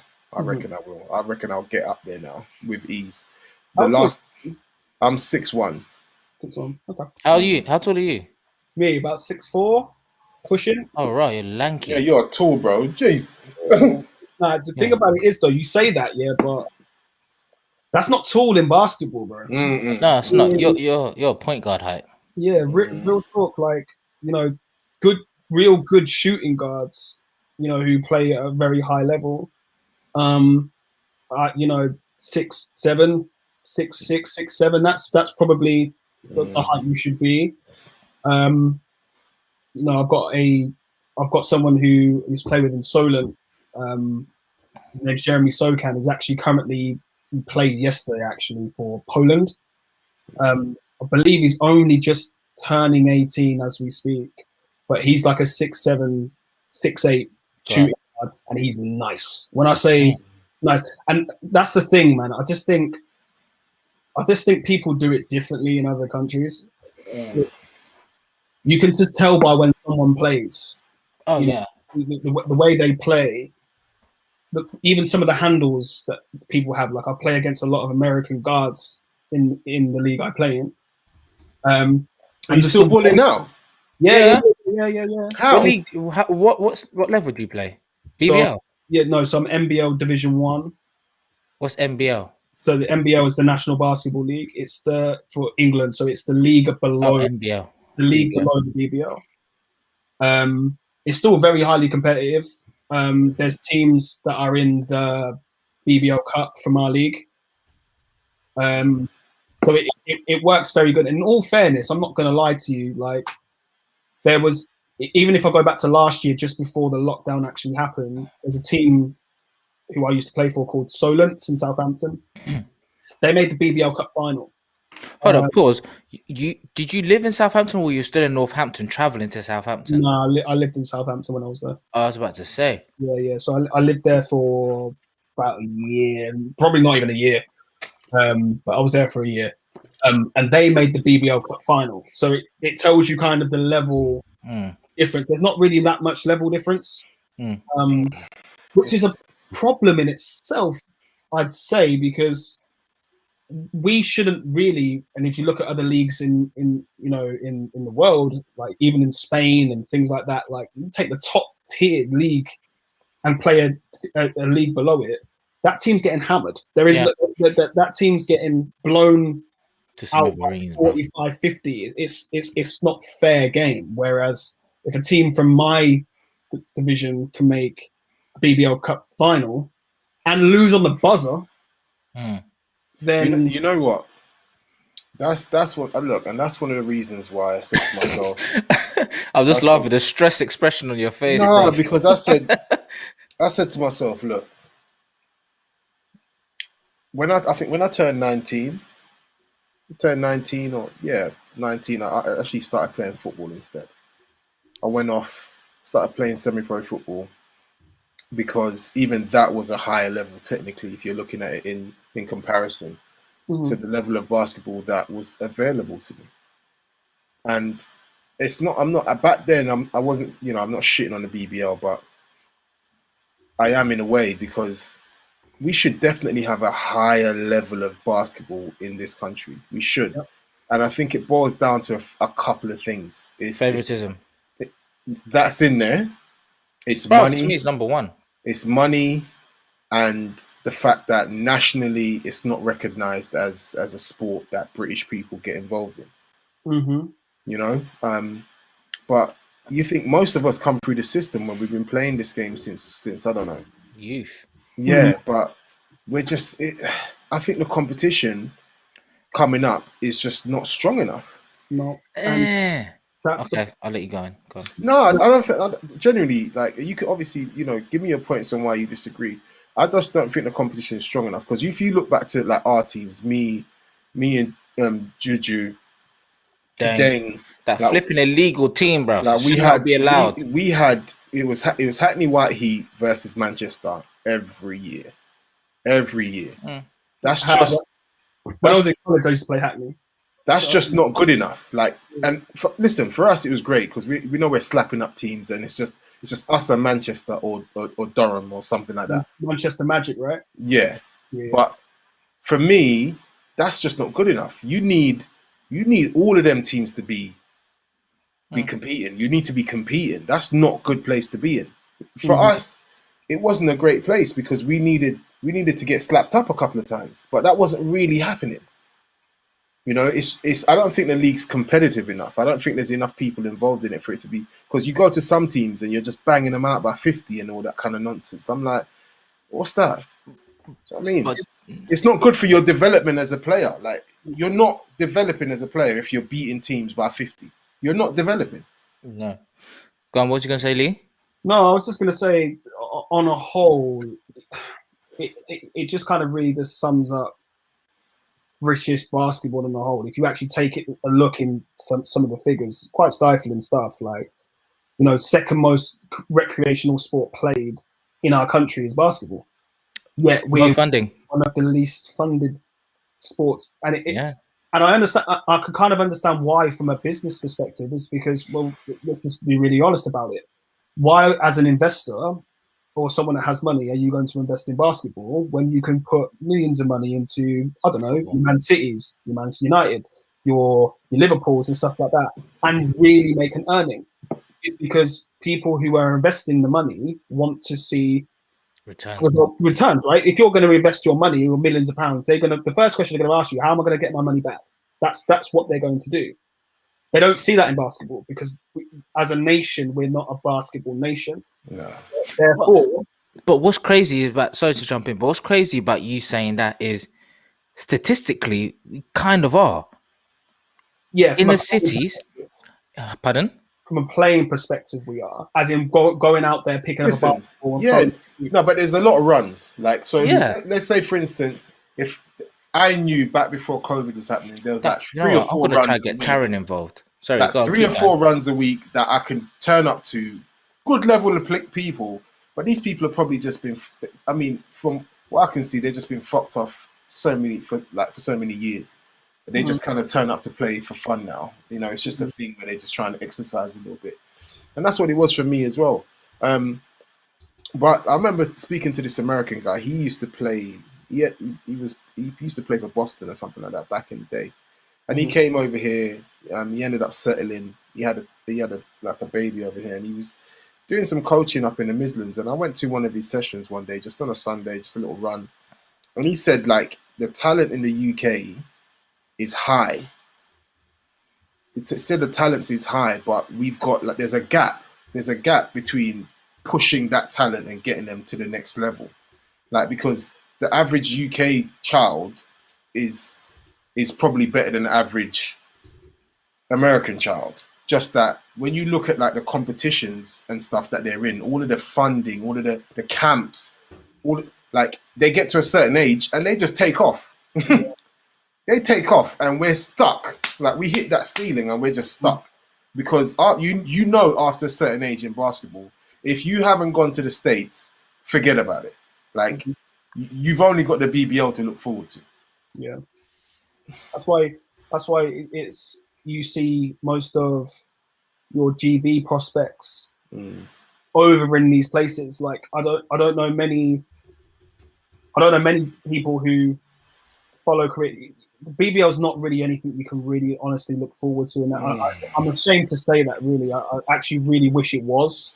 It's improving, but it's still nowhere near it needs to be. And even looking at, you know, London Lions, who were very, very strong at the beginning of the year, they entered the European Cup, I think, and didn't win. I don't think they won a game. Like, and they had like I might be surprise me. one game. They might have won one, but they brought in like ex-NBA players and stuff like that, and it was crazy because we used to thinking that this team's actually stats, and yet they're not winning games. And it all boils down to coaching. It's again that next level of coaching. It's actually teaching players and trying to improve player development here. And right now, that's not really happening. You say right now, I don't think it's ever happened. No, apart from my personal coach in Camden, who was Serbian. Only guy, still to this day, most of my guys will back me on this. Like, every year on year, you saw mad improvements. He trained you in a way nobody, and he made you think about the game in a way nobody made you think about the game normally here. And he always was like, look, guys, I've set up a camp for you, man, in Cyprus. A link for you guys in Cyprus if you want to go. Or there's one in Italy if you want to go. Leon's right. It's the coaching that, like I said, and that's obviously the ability. We've got that ability. We have got, in the UK, I think we've got ability. I've seen so many of these athletic guys, bruv. Like, I've been on teams with guys that are dunking on people all the time, just for fun, right? But I think there's a lack of coaching, and you're right. There is a huge lack of coaching and people. And if you think about how the Americans stack it up, even in high school, they've got like strength and conditioning coaches. Mm-hmm. We don't have nothing like that here. So Yeah, we they'll be do. they'll be like, Westminster do. you know, this Westminster guy Warriors. is really tall. He's really naturally, he's quite, you know, a good player. But we need to bulk him up a little bit. They've got people that put him through programs in the gym to get him stronger, to add to the ability that he's already got. If we, like, let's say, for instance, you were like a 14-year-old boy that was nice, but you were just a little bit weak. If your mum and dad better enroll you into something like get a PT or something. That's the difference. That's what I'm trying to say. And it just boils down again to money and funding and if them taking the sport serious. And I think many people have tried over the years, but I just don't think we're going to get there. Yeah, I just don't think we're going to get there. I think just understanding the game. I mean, it's one thing to be an athlete. It's another thing to actually understand the game and use your athleticism to your advantage on the basketball floor. Mm-hmm. And I think that's kind of drilled into American prospects quite a lot too. I'll give you an example. We had a game not even too long ago. I think it was 3 weeks ago up in Newcastle. We've got an American guard there. He's probably about 5'10", 5'10", but his movement off the ball was like none I've actually seen in a long time. And you can tell immediately he's from America. You can tell he's been taught that movement off the ball, when to move, right time. The clock's winding down, 20 seconds left. He comes off a screen. He rubs off a screen. I'm talking like you ain't getting past that screen. Yeah. You're going to have to go around and foul, or you're going to have to go behind and foul behind. In which case, if the big man rolls, you're in trouble because he's either got a jumper or he's got a pass. Either way, he's putting himself in positions to score. And it's just things like that what made me think about it. It's like we weren't really taught that at an age. And I went to an academy. I went to a basketball academy where we trained 4 times a day, and we did work on fundamental stuff. We did work on shooting. We did work on stuff like that. I'm not gonna lie, we got that because I got coached by Tony. I don't know if you. But you were the only one in London, bruv. You, Brixton, and Tottenham. Only one. We got coached by Tony Garbaletto, and he was a really good coach. Mm-hmm. Like he came in and recognized obviously the athletes, and he started teaching us just even stuff. Like I remember one time in training, I was late getting back on this guy, so he was going for a lap, and I decided to just run on the baseline just to try and put him off. And you just little simple things, you'd be like, you got to run a little bit quicker. If you run a little bit quicker, he's going to react differently. And I was like, okay, just like he starts putting out all these little things. And within about a couple of months, we were just doing teams in. Not that we weren't doing teams in before, but we were doing teams in fundamentally. Everyone that went there will tell you, like he was coaching us. Do you understand? Stuff that you never heard before. Yeah, so coming off the screen. He told us about that kind of stuff. It's like when you're coming off a screen, it's not idle. You get in there, get sharp, get around the screen, and training was like a game. Like he started getting that into because training before that we were training, but like we're not trying to. But training was wars. It's like train like how you want to play. All of that, all these little tweaks and stuff, and I'm just like. Damn! Imagine if you had like someone like that, or even because some of the coaches are even on a higher level than that over there. Like they're ridiculous, right? Mm-hmm. And the people that have got on the coaching staff, like, what would British basketball look like if you had groups of these people in every city, and there's the proper fundamentals are getting taught to 10-year-olds, 11-year-olds, and all that kind of stuff. Because we've got tall athletic kids in this country, just like any other country. Yeah. And you're right. There's a level of coaching that we just don't get. Like, yeah. And the thing is, go on. The thing is, like at the beginning, I said favoritism has a lot to do with it because, like, so when we played Midnight Madnesses, yeah, and we've got we've got Matthew Bryant Amanin, you've got Biscuit, you've got Slipper, you've got Justin, you've got. Are we talking about Westminster Justin here, by the way? Justin Robinson. Plays for Lions. Lions, yeah. And then you had Teo. You had David Odulaja. You had flipping Deng. Yeah, you had all these people. No offense, yeah. We had hundreds of people who were balling from 8 p.m. to 8 a.m. in Crystal Palace, yeah? Me, I get there. I know I'm just participating for fun. I come for bands and being with my brethren. But there was people that legit wanted to come there. Like I remember, do you remember Lucas? Man's name was Lucas. He played for flipping Richmond. I think so. That was so nice. But this brother, he was one of the only guys who could crack the top 10. You know who your top 10 was going to be each and every year. It's going to be Matthew. It's going to be Teo. It's going to be Biscuit. All of them are always in the top 10. So what progression do you have? What chance do you allow for anything? Because they rig it so these guys are always on the top 2 courts, for example. Yeah? You got my pal, Babs. So nice. 6'9". Man went to play in Italy and everything. Yeah? He got so disheartened when he come back to England, he fully just quit ball. If you're good enough to go out to Italy and play Babs was pro good, ball, man. yeah, Played with Italy. Babs in Hackney. Yeah. If you're that good and you're coming back to here for that nonsense, like what do you expect? It's the favoritism that kills people. No, Like you need that you kind of need a certain level of longevity or somebody in the game long enough to inspire you. You've got Justin still in the game, cool, because he's been at a certain place where he was recognized from Brixton, went to America, blah blah blah. Same as Matthew, went to the Washington Huskies, came here, went to Serbia, went to Spain, all of these places. Again, favoritism allowed him to get there. But yeah. I mean, because he was 6'9" and could just move and just dunk on anybody. I think we've got like a problem at the grassroots level. Yeah, but that's in everything that we do. But it's showing. I can tell you one thing. It's showing at the elite level too, though, because I don't know if anyone's been following it recently, but Great Britain actually made qualified first, I think, in first place in their group for the Eurobasket in 2022. They played France today.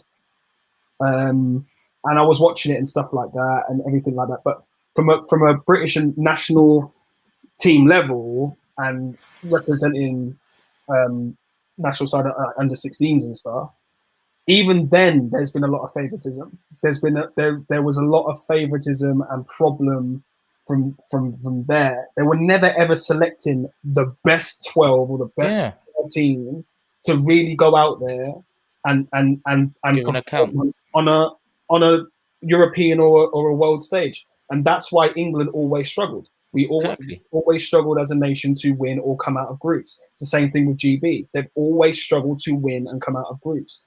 Now, obviously, again, there's a lot of favoritism from the board downwards who get the cue and say, right, these people are obviously definitely 100% getting selected. But are they the right fit for what you're looking for? The game you're trying to play, if whatever game it is you're trying to play, is this 12 going to get you to the promised land where you want it to be to? Because that's usually always the difference. Usually we just select names because that starts at the grassroots, because they will see that, I don't know, someone's in the US or someone's in Italy or somewhere like that. They'll completely disregard any of the talent they actually currently have playing in the BBL or Britain at that moment in time. But because he goes to the States, he automatically has to be selected. Because he plays in Spain, he automatically has to be selected. Recently, they've stopped doing that somewhat and started bringing in other prospects. So a couple of prospects, there's one that got onto the roster a game against Germany on Saturday. He's actually from Northampton. He didn't play, but he was on the roster. They're looking around now at actual Great Britain players who are playing in Great Britain at this moment in time. And funnily enough, it's kind of working. They're not beating teams. They should have beat Germany literally on Saturday by, I think, 20. That German team, I've never heard of a player on that German team ever. Is that the one that they won on the buzzer? Yeah, basically. The layup from Luke Nelson. Essentially, it took them that. And Germany are not that great in terms of international basketball right now. But today they beat France by 15. France are a pretty tough team. Good team. And that's because essentially now I think they're brought into the fact of it's not just necessarily names you need to. Individuals are not going to get the job done. You need to construct a team that's going to go out there and give you exactly what you need, 5 for 5. So when you bring a player out, that player you're bringing in, especially at that level, should be doing exactly what that first player is doing. That's how your team should be constructed. Yeah. But for a long period of time, even from when I was, a youth and stuff like that, there was a lot of favoritism at the top end of basketball. Yeah. And it filtered down. And I feel like it's still filtered down. It's kind of left its debris of problems with basketball even to this day. So it's disheartening. I'm going to expand that all of our absolutely grassroots. Disheartening, because it's like you already know this coming up. You already know this coming up. Like you already know. So why try? Yeah, it's like it's proper disheartening. And I get that maybe you should just be like, you know what, I'm going to go, I'm going to do this, I'm going to show you. But at the same time, at one point, you just, you knew, because there were some nice players, especially in my era, that I reckon could have got and should have got onto that team. I'm not saying that. There's too many. There was a lot of, and especially out of Hackney White, it was only Paul, who now plays for Lions, that got selected. And you're talking about the team that was dominating. The whole team should have been selected. The team was dominating the division. So you got a team that was dominating the division, right? At under 16, on the 18 level, and you were selecting one player from that whole team. Bro, no offense. How does that make sense? I have the biggest respect for Darius Defoe, yeah? But how long was that brother playing? So Darius... Pardon? Still playing now, isn't he? Darius still plays for Newcastle, yeah. No, but for GB. Oh. How long was he playing for GB? No offense. Like, I have the utmost respect. When this, I'm going to push it back. What? We were playing Midnight Madness 2003. I swear he just come out the GB team a couple years ago. That's not right. That should never happen. As I said, I got the utmost respect for him. Utmost respect, but that shouldn't happen. But that's what I'm trying to say. Like, you can, to me, expand your statement about favoritism throughout most things in English society. It's all favoritism. Football, for example, like you see some cold ballers sitting on benches, then they come out and they show people. For example, like Ian Wright, one of the biggest crimes in flipping English football history. How are you telling me Ian Wright and Andy Cole? Andy Cole was fire. Are you insane? Like these two, man. Put money on them too, bro. Yeah, but we're talking about an era where it was racism. Yes, you have Shearer, but no offense, Sheringham is not better than Andy Cole or Ian Wright. Nope. Yeah, why is he not playing? We know why, but it's okay. It's whatever. Favoritism. You know what? But the change happened in. So I'm just gonna finish on this. I think the biggest change with what you were saying about learning how to develop a team was when my pal Harry Akins, he's part of the UK Team GB. Yeah, 4x1s. Yeah, there was one year where what's it called? They completely switched it, and they took out. They kept Adam Jamili and Harry, but they brought on two youths. Next thing you know, these man silver raw. Okay, these man did what they were meant to do on the legs. They scrapped the names. And just said, okay, this guy's good on this leg. Like he's much better than this leg. It doesn't matter what their straight 100 is. We need them for this. Next thing you know, a year later, these man won World Championship gold, European gold, and Olympic gold. Yeah. That's what happens when you take a step back and take favoritism out. You let the other roses shine, like blossom. And for too long, we've been holding that thing down. That's the problem. That's the problem with British sport in general. Like, if you look at the way, obviously, America's always been leading the pack, right? They just care about if you're, they're looking for the players. They've got programs where they're just, their system is different. China. Man, you're going to see China dominate the world stage in a lot of sports in the next 10 years. Like, they're taking kids effectively from their parents and putting them in these academies all across the country. So they've got like a scientific system set up where it's like, like the kids that have got like all of these functions, like they know what you need for every sport. So if this person's got it naturally, they take them from their family and they just develop them, and they just boom. If you've looked at their progress, especially in the Olympics, they've been, and there's some rumors about doping as well, but everybody does that shit. But they have slowly been developing teams that could compete on the world stage, like Mhm. doing it properly. It's about putting out the best, not just taking a set of people that you And know. clumping them together. When you think about it, it's just like it's laughable. It's actually laughable. Yeah, that's what we do.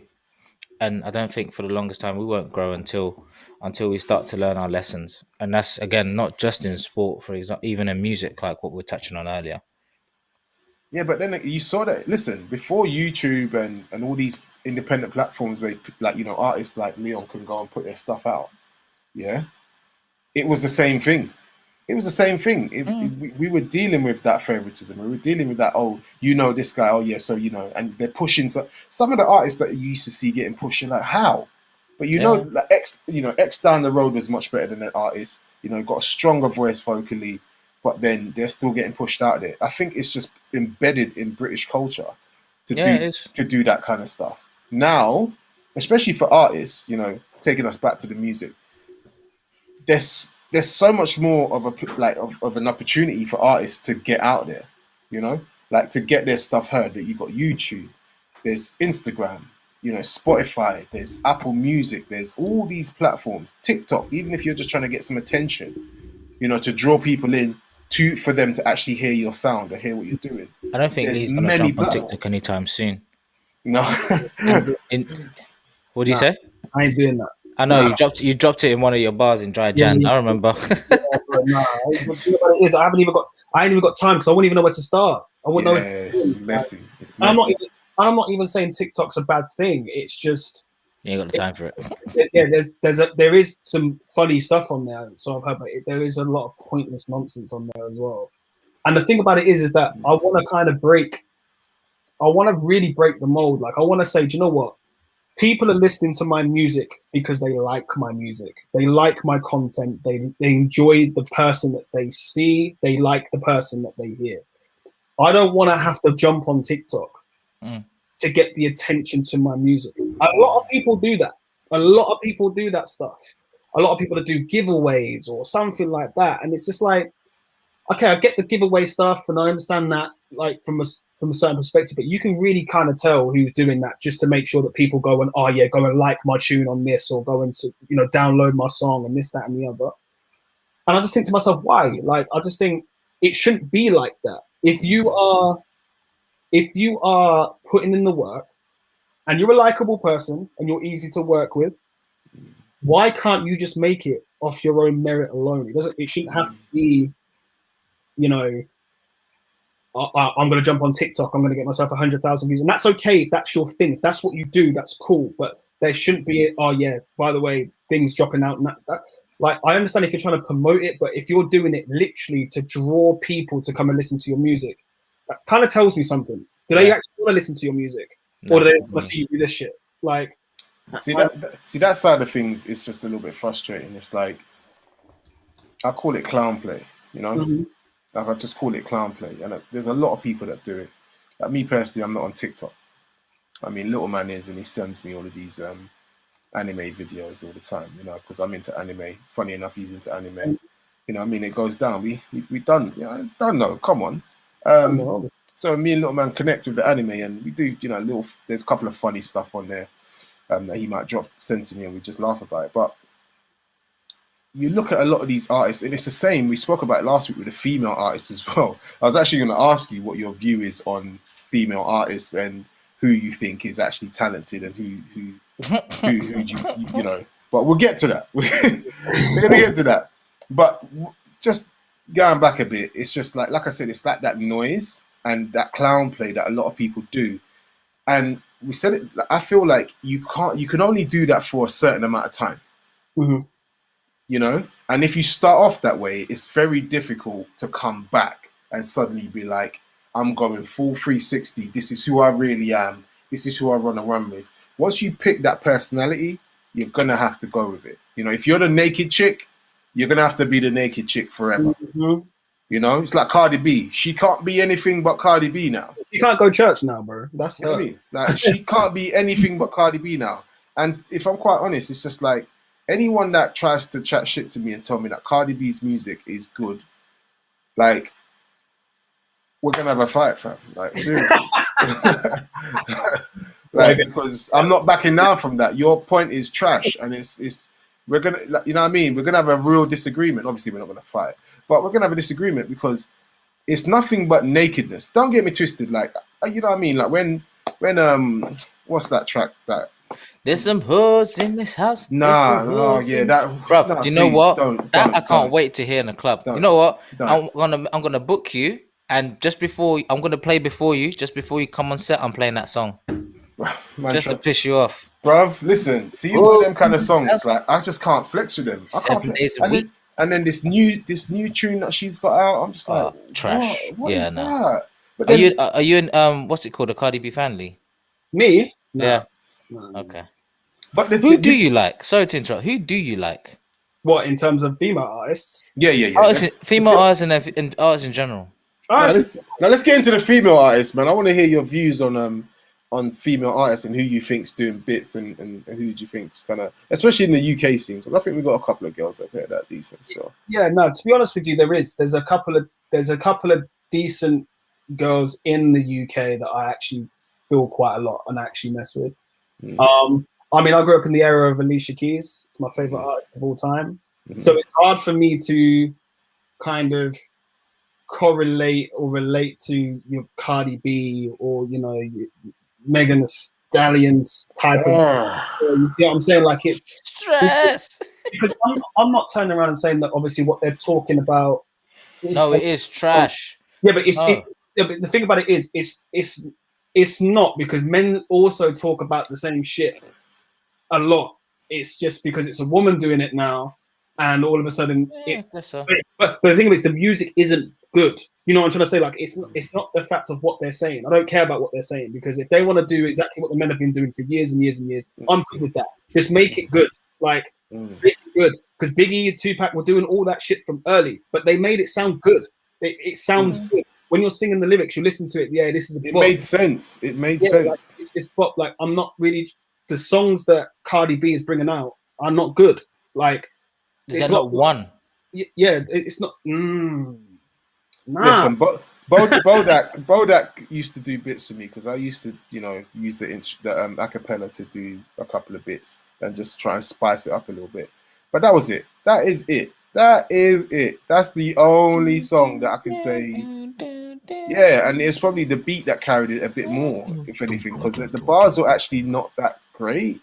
And it's just like, you know what? And I don't want to seem like I'm bashing her, because I think she's done extremely well to get in the position that she's been in. Like, I think she's done great, because to come from where she was, I mean, I used to follow her on Instagram years ago. So you're part of her growth. Boy, I mean, I was on her gram years ago, because I remember someone sent it to me, because she was saying some real foul shit, and someone sent it to me like, listen to it. I'm like, damn, she's really talking the things, bruv. Like, what going for this girl? Like, what's going on? Like, and then and then back then, remember, she didn't have the teeth done or nothing, and it was comedy for me. Like, I'm not gonna lie, it was just comedy. I was like, oh man, you know, you look at it, you're like, okay, that's made me laugh a little bit. And it might sound like I'm a fucked up guy because I used to go to her page for comedy, but it is what it is. And for her to flip all of that, bruv, why would you do that? And then now be in the position that she's in, I say well done. She's done well, but like, her music as it stands right now is absolute hogwash. Like, that's it. Just hogwash. Remember OG Nikki? Oh. We're talking, like, she was creme de la creme ho. Like, she really was. Like, I think it was worse because she was from Bronx. I'm pretty sure, like, it was worse because of that. Everything she said was absolutely foul. But getting on the topic, if we're talking actual female artists from the UK that I actually really enjoy listening to, I like all of their music. Number one, Trillery Banks. Like her? She's different. Yeah. So, from Leicester, so obviously not too far from me. Brings that bashment vibe. He's actually got a really, really good song with one of my friends, J-Kaz. I don't know if you've heard of J-Kaz before. Yeah, I know J-Kaz. I remember. He's from Northampton too. You know what? Yeah, I'll give you a story about J Kaz. He was at this talent show that I DJ'd at, right? Mhm. And he just came on and he wanted to do like one of his songs. Mhm. But then I thought, you know what? I'm gonna spice this up. So I started just scratching in all sorts of bashment beats, just dropping them in, dropping them in. And he was just doing the numbers on them, just riding the hell out of them. And I was like, this guy is fire. Cold. And then ever since then, like obviously, like we exchange details. He sends me the songs and that. Bruv, I'm all for it. I support his music, man, because from early I saw that this guy had something. He was doing bits. He didn't shy away from it. He was just on the beats doing it. I was just like, damn, like this guy, he's different as well, because especially his style, you don't get many of him. I mean, I can't really think of anyone that has a sound like his. There isn't really, apart from maybe Stylo G. Yeah. Maybe. I mean, maybe they're not the same, but they're kind of around the same. Yeah, I kind of feel that kind of vibe. But yeah, J Kaz is very good, very good. And obviously you got a tune with Trillian Banks, which is actually sick as well. But yeah, Trillian Banks she's fire, bro. Yeah, I like it. I like it. She's good. And she actually seems like I've seen like podcasts with her and stuff like that. She actually seems like a genuinely cool person as well. My number one right now, actually I've got another one as well. Alicia Harley as well was pretty sick. But top tier, I'm gonna probably go with Shabo. With who? Shabo. Listen, put in. I'll tell you what you can go listen to first of all. Yeah. HB Freestyle. Well, obviously Joey Clipstar. Put in Shabo. That's the first time I really clocked onto Shabo, and I was like, nah, this is cold. This is fire. Okay. You know, I am DDB fan now. Yeah. She's good. But the thing about it is that I only really digged one of her songs. Right. Like properly. Obviously, that first one she brought out was flame. But I'll go and repeat, bruv. Yeah, every other song that she can't. Do you know what it is as well? I feel like she really outdone herself in the first song, and I just don't appreciate any song she made after that. She set the bar way too high. It's one of them ones. Way too high. I was like, yo, this song is cold. It's cold. It's one of them, and I was like, yo. But ever since then, it's not like she's making bad music. It's just that, how do you follow that? That's mad. But again, that's a problem you have in the industry, man. Like, you might make a banger that you could just never ever replicate. Look at Bobby Shmurda. I don't know how he's gonna make another tune better than Hot Nigga.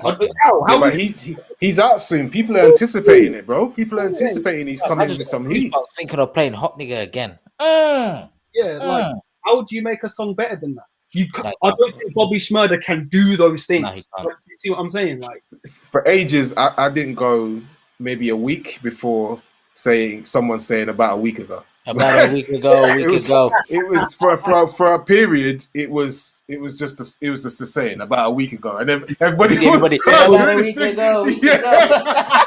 Everyone would just start rocking out, bro. Like, listen, that song again. You're right though.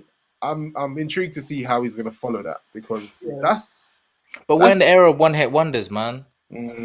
That's the era we're in, and people don't care for it. You have your one-hit smash, and then boom, you can be gone. Do you remember Kent Jones?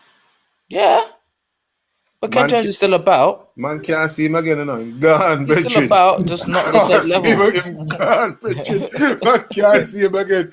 He's out of here, bro. He came through with that one banger. That's it. I'm Kent Jones, bro. We gone, doggy. Yeah, he took the bag and left, bro. He took off, bro. Done. Took the bag and left, man. That's all good though. At the end of the day, if that's what it does, then that's what it does. At the end of the day, it's better to have a one-hit wonder than to have a no-hit wonder, right? If you're especially being in the scene. Obviously, of course, I like the artists who continue to follow up with great content all the time. And that's hard to do. Like, it is hard to do, I think. But yeah, there's certain songs I just think to myself, how do you do better than that? Like, what? You can't. what can you actually bring out for me that I'm going to look at this and go, yeah, this is better than the last thing you did? Because I don't know, man. Hot again, it's a timeless song. You play Hot Nigga anywhere. It don't matter where you play that. It don't matter where you play that. I just don't know what they're gonna do better than You know that. what? That actually might be the first track I might load up. I don't care. It's not a recent one, but for the vibes, oh Lord. Or what's it? OT Genesis? I'm in love with the cocoa. There you Just because of go. the vibes. Just because of the vibes. You Nothing know what else. kills me? It's the beginning of that song. Well, The it's way just so it's like late. the way it comes in, and it's just like leading you up to something, and then the bass drops. You're like, whoa. Yeah. You're You like, know what's whoa. even worse than that? You know what's even worse than that? He wasn't actually the first person to actually drop on that particular instrument. Nah, No, Who was it? Lloyd Banks. Lloyd Oh, but that would Banks. sound trash though. Yeah, No, I'm glad they didn't release that. It's nowhere near the level Yeah. of. Yeah. I'm glad he didn't do it. Yeah, I'm sorry. Lloyd Banks. Step aside, Lloyd. Like, let someone else go. It's Lloyd Banks in the house, man. Don't worry. Get out of here. Listen, I respect Lloyd Banks as well, but no, not on that one. No. It I would can have believe. tanked. Oh God, I don't want to ever listen to this again.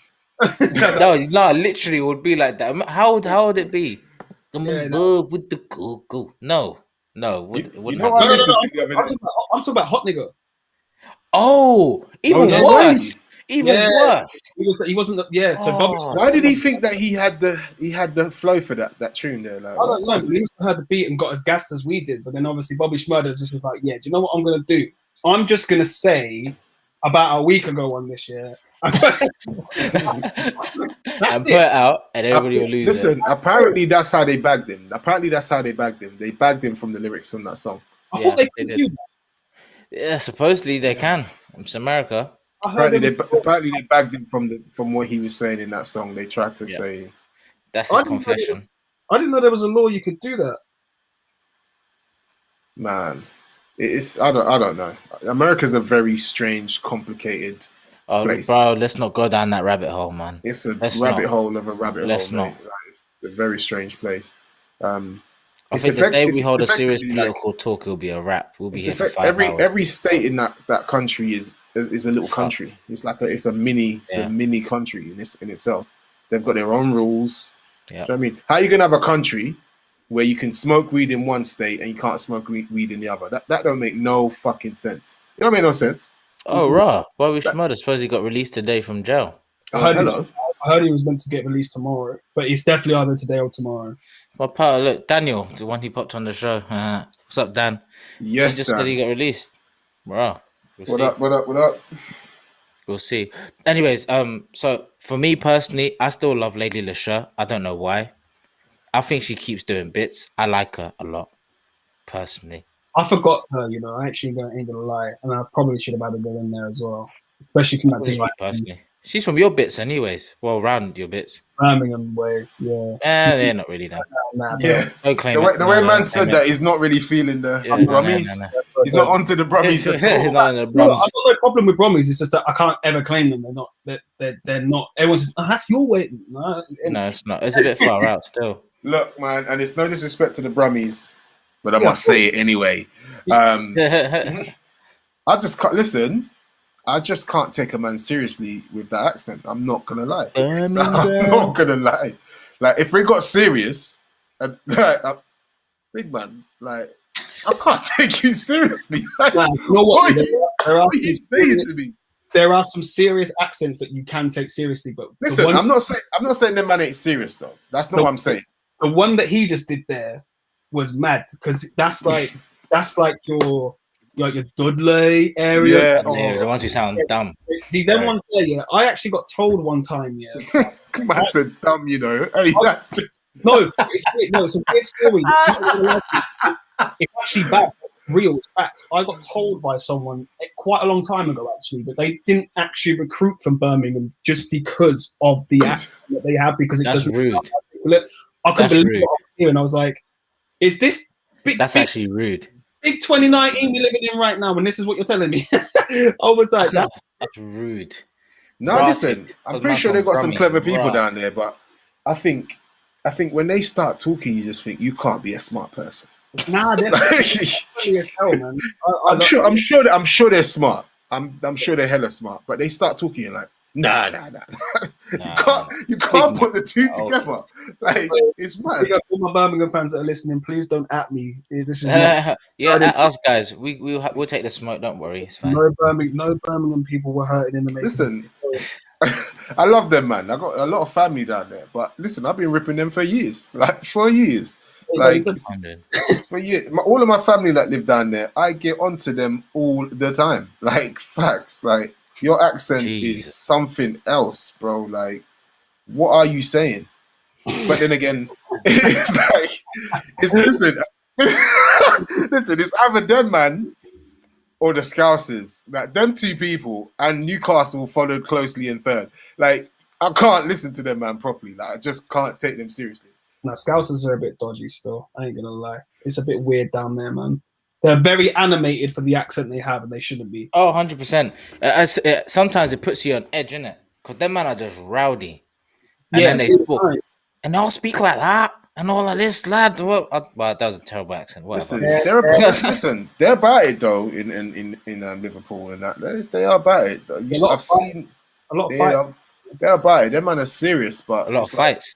There are a lot of fighters, as in professional boxers and UFC fighters. A lot of them are around that particular area. Yeah, there is a pretty popular UFC fighter that's come out of there. I forgot his name.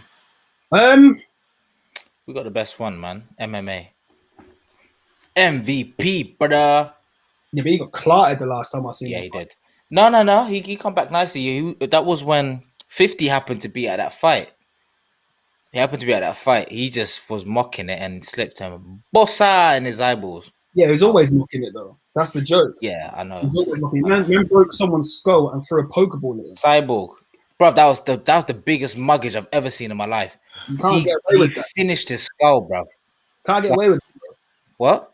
You can't get away with that. That was karma. When he got clotted, that was karma, because you can't knee somebody in the head the way he did, shatter his skull, dash a Pokemon ball and celebrate like your what was his name again? Ash Ketchum. You put the hat on and everything. No way. Everything. Exactly. He rolled a Pokemon and broke his head. He actually broke his head. His head was dented. Like, he cracked. Serious? Yeah, bro. I need to go and watch this. Yeah, go Google MVP versus Cyborg, bruv. It's the knee was just nah, man. Nah, but he's a Camden man. He's a Camden man. Did you watch Blades this weekend? Yeah, he held us. Oh man, he held a slapping. That guy's crazy. That guy's funny though. Have you ever seen his interviews? Like, his interviews are mad funny, bro. You should watch. I watched a little bit of it before the fight. I was like, nah, this guy. But listen, he wants to get some. He wants to get a piece of Ngannou. Really? Yeah. He wants a piece of Ngannou, but Ngannou's fighting Stipe next month. Oh, it's a title fight, isn't it? Yeah, he's fighting him for the title. Listen, you know, if you get time, obviously off topic, but you need to listen to his story of how he got to this position. Man's talking about, you know, like rubber dinghies, but not even like adult rubber dinghies, children's rubber dinghies out in the ocean, trying to get to Europe, like swallowing his money so he don't get jacked, traveling through the desert for 2 weeks, getting beaten up by Moroccan police. Like, he's had it tough. Like, he has had it tough. Yeah. And for him to be in the position that he's in, when you hear how deep his story is, you think, wow. One thing or the other guy. I'm talking about Ngannou. Francis yeah. Ngannou. His story is a pretty deep one, man. Like, I've got to give him respect, because he must have had a level of strength that, you know. Yeah, like, you could easily give up on them situations, right? I mean, who's about swallowing money so you don't get stolen from you, or trying to swim in an ocean to get from one side of a continent to another? It's crazy, like, to even contemplate some of them things that actually happen. But a lot of fighters go through a lot of shit, bro. Like, it's mad when you actually deep some of the stories that they've gone through. It's pretty bad. Like, yeah.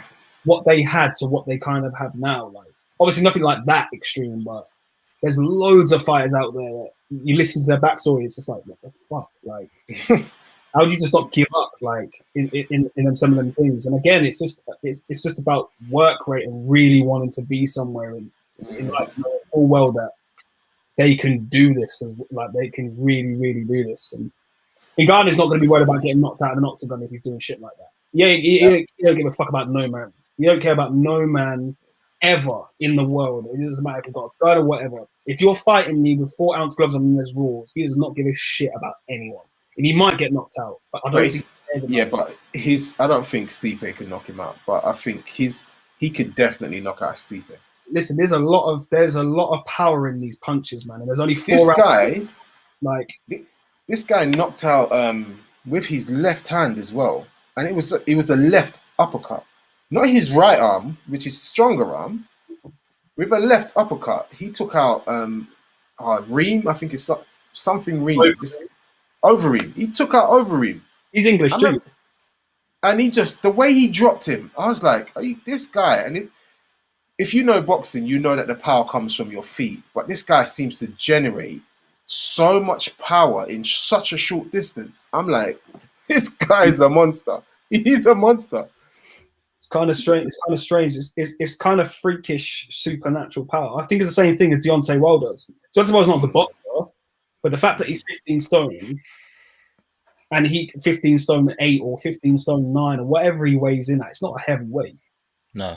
But he's having bodies collapse around him. Now, I don't think he's a great boxer at all. I think anyone who with a decent boxing IQ, as seen, will obviously give him the works. Yeah. But the fact that he even stalks these people around the ring who weigh 18 and 19 stone, it's blasphemy. Like, he shouldn't even be able to do that. But the thing about it is he's got such scary supernatural power. And I think it's the same with Ngannou as well. I think he's just got absolute power in his arms that it's just freakish. It's just it just comes from somewhere else that people just don't possess. He's one of them African uncles that slaps you in the chest, or you know them uncles that just goes and you're like, boom. You're like, what's wrong for you? Like, that's what he is. It's ridiculous strength, man. Sharp knuckles, man. Them sharp ass knuckles, bro. Oh, don't. But yeah, listen, just jumping back on the music thing quickly. Jeez, we've been going for 2.5 hours, guys. Bloody hell. With obviously, like a lot of people out there, I think especially within sort of the style of music that you're doing as well, like it comes with a certain look and a certain, what's the word I'm looking for? Demeanor that you have to carry? Yeah. Do you feel any pressure to be kind of like that, like the guy that's smoking all the weed and being this, this like, this road man that's, got a couple bodies and all that kind of nonsense? You feel like any pressure being that? No.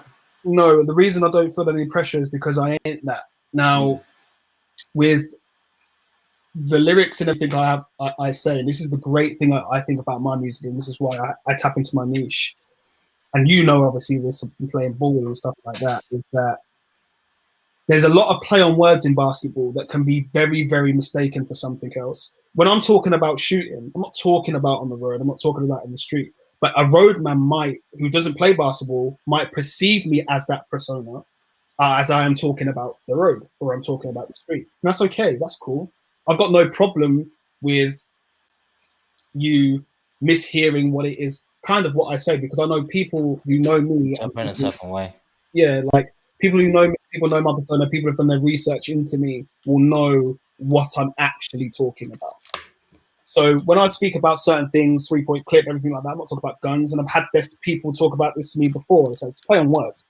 And the great thing about it is that I can use a lot of play on words. I can use a lot of things that are actually relevant to me and what I do. And it might sound like I'm a little bit, I carry a certain chip on my shoulder, or I've got a certain persona about me, or I might be a tiny bit cocky, or I might be a tiny bit arrogant. That's fine. That's okay. Because at the end of the day, I know what I'm talking about, and I can't talk about anything else. I can't talk about the road because I was never really a part of it. I know people that are on it, but I can't speak on their behalf because I've never been there. I went to university to play basketball. You know, I grew up in Northampton, which has had its rough times and stuff like that as well. But essentially, I can only talk on what I am, and that will always come natural to me, which it makes putting lyrics together a lot easier because it's relevant to me, and you can make it relevant to you. My music's good. You can make it relevant to you, and however it is you see fit. If that works for you, that works for you. But yeah, I've got no problem with carrying the persona that I carry, or with the lyrics that I do, or the music that I have, is because I feel like that is the niche. Is that I'm talking about that. I'll tear up a drill beat without being drill, and that's the kind of a problem with it. It's kind of like, hi, I'm here, but I don't have to be talking about drill. You give me that beat, and I'll do tenfold on what these drill artists can do from a lyrical perspective, and that's kind of the approach I'm going with. So for me, it's there's not really a persona I have to carry other than me, and that's how I kind of see it. So no, the answer to your question really is no. I'm good with the person that I am and the lyrics that I have, and the way it's coming across to people. I'm glad that, you know, people like yourself, other people as well, are noticing that, you know, what I'm actually talking about, and it actually makes sense to them. Do you think there's a lot of artists out there that have that though, that have that a living something? I mean, because they talk a lot, but like I think a lot of these people, when you get them face to face, they're nothing like what they're talking about in their bars. Of course. You know what I'm trying to say? Yeah. And do you think that's detrimental to someone's career if they're talking that kind of if they're talking it and they're not about it? Because like you said, I feel like if there's something out there that you're saying and you've not lived it and you've not really done it, I think at some point people are going to figure it out. That's my personal opinion. They'll find you out. You will get found out. You can't not. Whether it be on the road and you get caught by someone, and you get robbed or whatever, and obviously that's going to make many different channels on debate and all that stuff. Like when people get had up, it's usually the first to know about it on Instagram, right? Usually goes around quite quickly. That stuff, and then you'll just have people, even in your own camp, who's just like, you don't do that. Like, you don't do that. Like, you don't. And then things actually come to the surface as well. It's the same thing. Man said 6'9", you know. Like, it's just one of them things. Like he talks massive. Someone like 6ix9ine talks a massive game, and in some aspects it's worked. But look at the other aspects. He's got to have security with him every single day of his life. You cannot sleep without security. He's got a scary life. He's got a film coming up. And I think it was. Is he happy though? I think it's Complex. Complex posted something about him the other day, and the producer that did it basically did like a piece on him and just said that he is definitely one of the worst characters ever. He's not a very nice person. Like, you can tell, bruv. He's trash. He's not a nice person, and they've basically said he's playing the innocent guy, and he's put a couple of bits out there saying, you know, he was made to do it, but they're like, he is very, very calculated, and he knew exactly what he was doing. He probably did. Of course. I wouldn't be surprised. Wouldn't be surprised. Guy's trash. Whatever. I can't live that way. But like for me, I can't live with the thought of putting out music, especially if I'm going to be under that limelight. If I'm going to be under a certain scope, it's very detrimental to probably be putting that stuff out there, because again, you will get found out. A lot of rappers have been found out that way. And just be yourself. If you're about the road life, be about the road life. It is whatever. I'm never knocking it, because at the end of the day, that's just some people's way of life. And I will never personally understand it, but they understand it, and that's the point of that. And I think with lyrics and stuff like that, you can hear a lot of pain in people, and if that's the case, then speak your pain. that a lot of rappers who speak pain, they speak pain real well, and you think to yourself like, right, your life is actually, your life is hard, but they're putting it into music, and I know it's not fake. I can hear it. Like you can't fake pain. Like you can't fake lyrics. You can't put them in scenarios and make them sound really, really good. I don't think without really living them. Like, because again, for that you get found out, especially when it comes to pain. My lyrics and stuff like that are never really about pain as such. But they're never ever. They're not fake. They're not. They're not something that I can never ever explain. If you ask me about a song and why I wrote it, I can tell you, and it's real to me. So that's just the way I approach it. Is there any artists out there that you would sort of like link up with and maybe do a feature or get them to feature on your song or something like that? Are we talking about someone who's already kind of big, or are we talking about anyone as such? Just in general, like we're talking about anyone really. Yeah. Someone that you think, I'd vibe with that person, would work well together.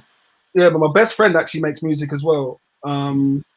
His name's Ray Gemini. Go and check him out. He's actually cold. When I say cold, like he's really cold, and we've got a few features coming out as well. But obviously, from a best friend level, that's really, really easy to do. There's another artist as well that I've been looking forward to, and I think we are collaborating. We're speaking about it now. I've got my verse. He's got his verse. His name's NSJ Mali. Okay. Very cold artist. He's 17. Oh no, he's just turned 18. That's a lie. He's just turned 18. But when I say he's cold, very, very, very, very cold.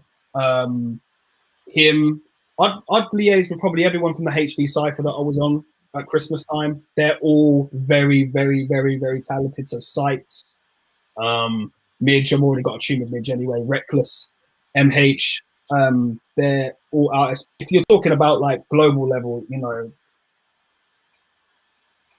I mean, still a tune with like Chip or Gets or someone of that level. Kano would be a very good inspiration to me as well.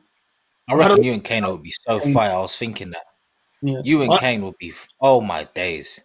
I've had quite a lot of comparisons to Kano as well, which is actually an honor as well, because Kano is one of my favorite ever artists of all time, and I can even go back as far as 10 years, 12 years, and still listen to his stuff now and go, this was fire then, and it's still fire now. P's and Q's still bangs. Yeah, of course. So to have that, when you hear that beat coming in, ooh, cold. And then the thing comes in. Man's reliving. Jeez, bruv, the tune was mad. Sorry, go on. I interrupted you. Nah, it's cool. But yeah, they're kind of like the artists that I would really, I'd be truly, truly honored to share a stage with and do collabs with and stuff like that. But any American artists?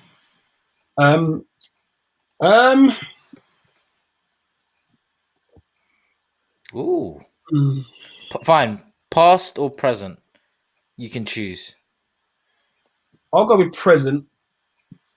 I'm not even gonna say. I don't even know. I don't actually know because you should just say Drake, innit? Just clout chase. Fuck it. Drake's not American. Oh, fine. Well, I'll classify him as American. Fuck it. Whatever. Yeah. If you're clout chasing, that you better get your states right, bro. He ain't American. But I would say Drake, obviously, of course, as well. Oh man, I don't even really know, because some of these American artists are a bit weird these days, man. I'd probably liaise with a singer, if anything. Like an American singer, like an American. Any American singers? Breezy. Yeah, Chris Brown. Tiana Taylor. Oh yeah. Yeah, I'll go with Tory. I'll go with Tory. Yeah. But Alicia Keys. Obviously, listen, if I got a thing with Alicia Keys, yeah, I'll tell you right now, I am gone. You will never hear from me again. Music's done. I am too famous. Honestly, I'd probably retire. If that ever happened, yeah, bro. Honestly, like I don't even know what I'd do to hear that. She's been nice consistently, man. Yeah, bro. Like honestly, you talk about idolization. I don't really idolize many people in the world, but I And she's not idolize. sold out as well. Like she's come in and Mhm. just been Alicia for the longest time, Of course, and every time. still respected, still held, in quite high. I'm just like, damn. Yeah. I think it's very difficult though for a lot of artists, and that's something obviously that I've got to ask you. It's like, if let's say, for instance, you got a major record deal, right?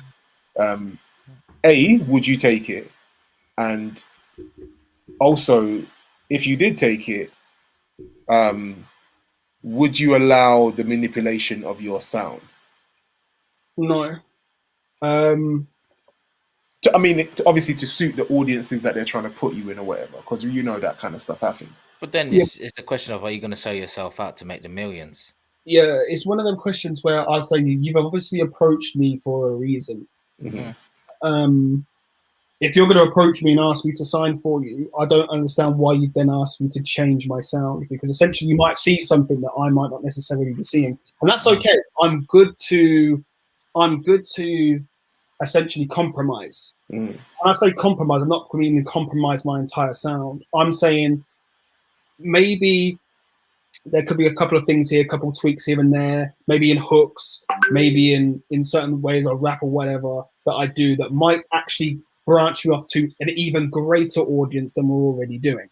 That's okay. I don't mind that. But to completely sell yourself out, i.e., my whole sound changes, everything like that, all of a sudden, if it gets to a point where I can't actually be me in the sound, what am I doing this for? I might as well get a normal 9 to 5 and work for the man, because essentially, if I'm working for the man, then I'm being told what to do anyway. Mm-hmm. And essentially, I'm coming into the music industry because, in theory, that's one place where you can actually be your authentic self, right? Mm-hmm. You really put yourself into the things that you make, Mm-hmm. and that tells volumes. Like you can literally hear someone's story in music. You can literally hear a person's pain in music. Music can tell so many stories. It's helped me with so many different things, and to not be yourself in the music that you're making makes the least sense to me over everything.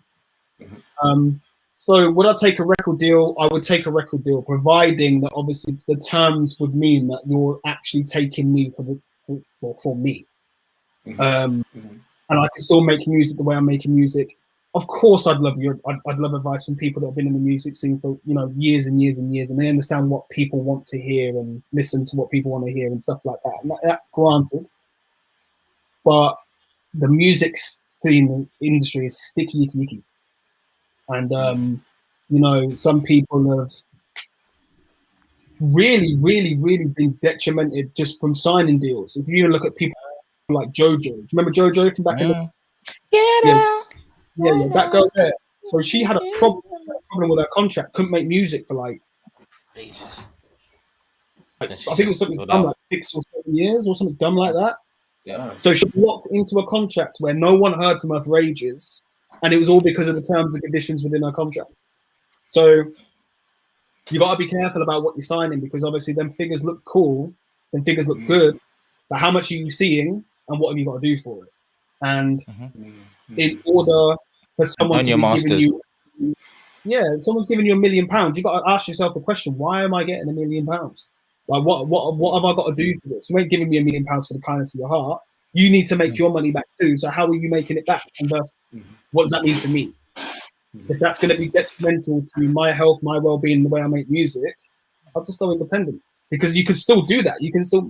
I don't think Stormzy's ever signed for anyone, or just did sign for someone. Just recently. It's a bit of a weird deal. What another question is like, what do you think influences your music the most? Because we were obviously talking about how a lot of these guys, they've got pain, and you can hear it. Some of these rappers, I mean, as much as I'm not really into certain types of rap and certain types of like hip hop or whatever, or drill, but you listen to certain beats and you can hear the pain in certain people's music, and that's obviously been like a huge influence for them for them to tell their story. So, what do you think influences your music the most? I'd say kind of my history, the way I grew up, you know, basketball, the way it found me. Mm-hmm. It doesn't have to be essentially pain that influences me. It could be anything that I've come across, like in life, that I have a great deal of understanding about due to the experiences I've had. Even some of them about computer games. Like, I'm a really big fan of Metal Gear Solid. Like, so I have some bars that no one's heard yet about Metal Gear Solid.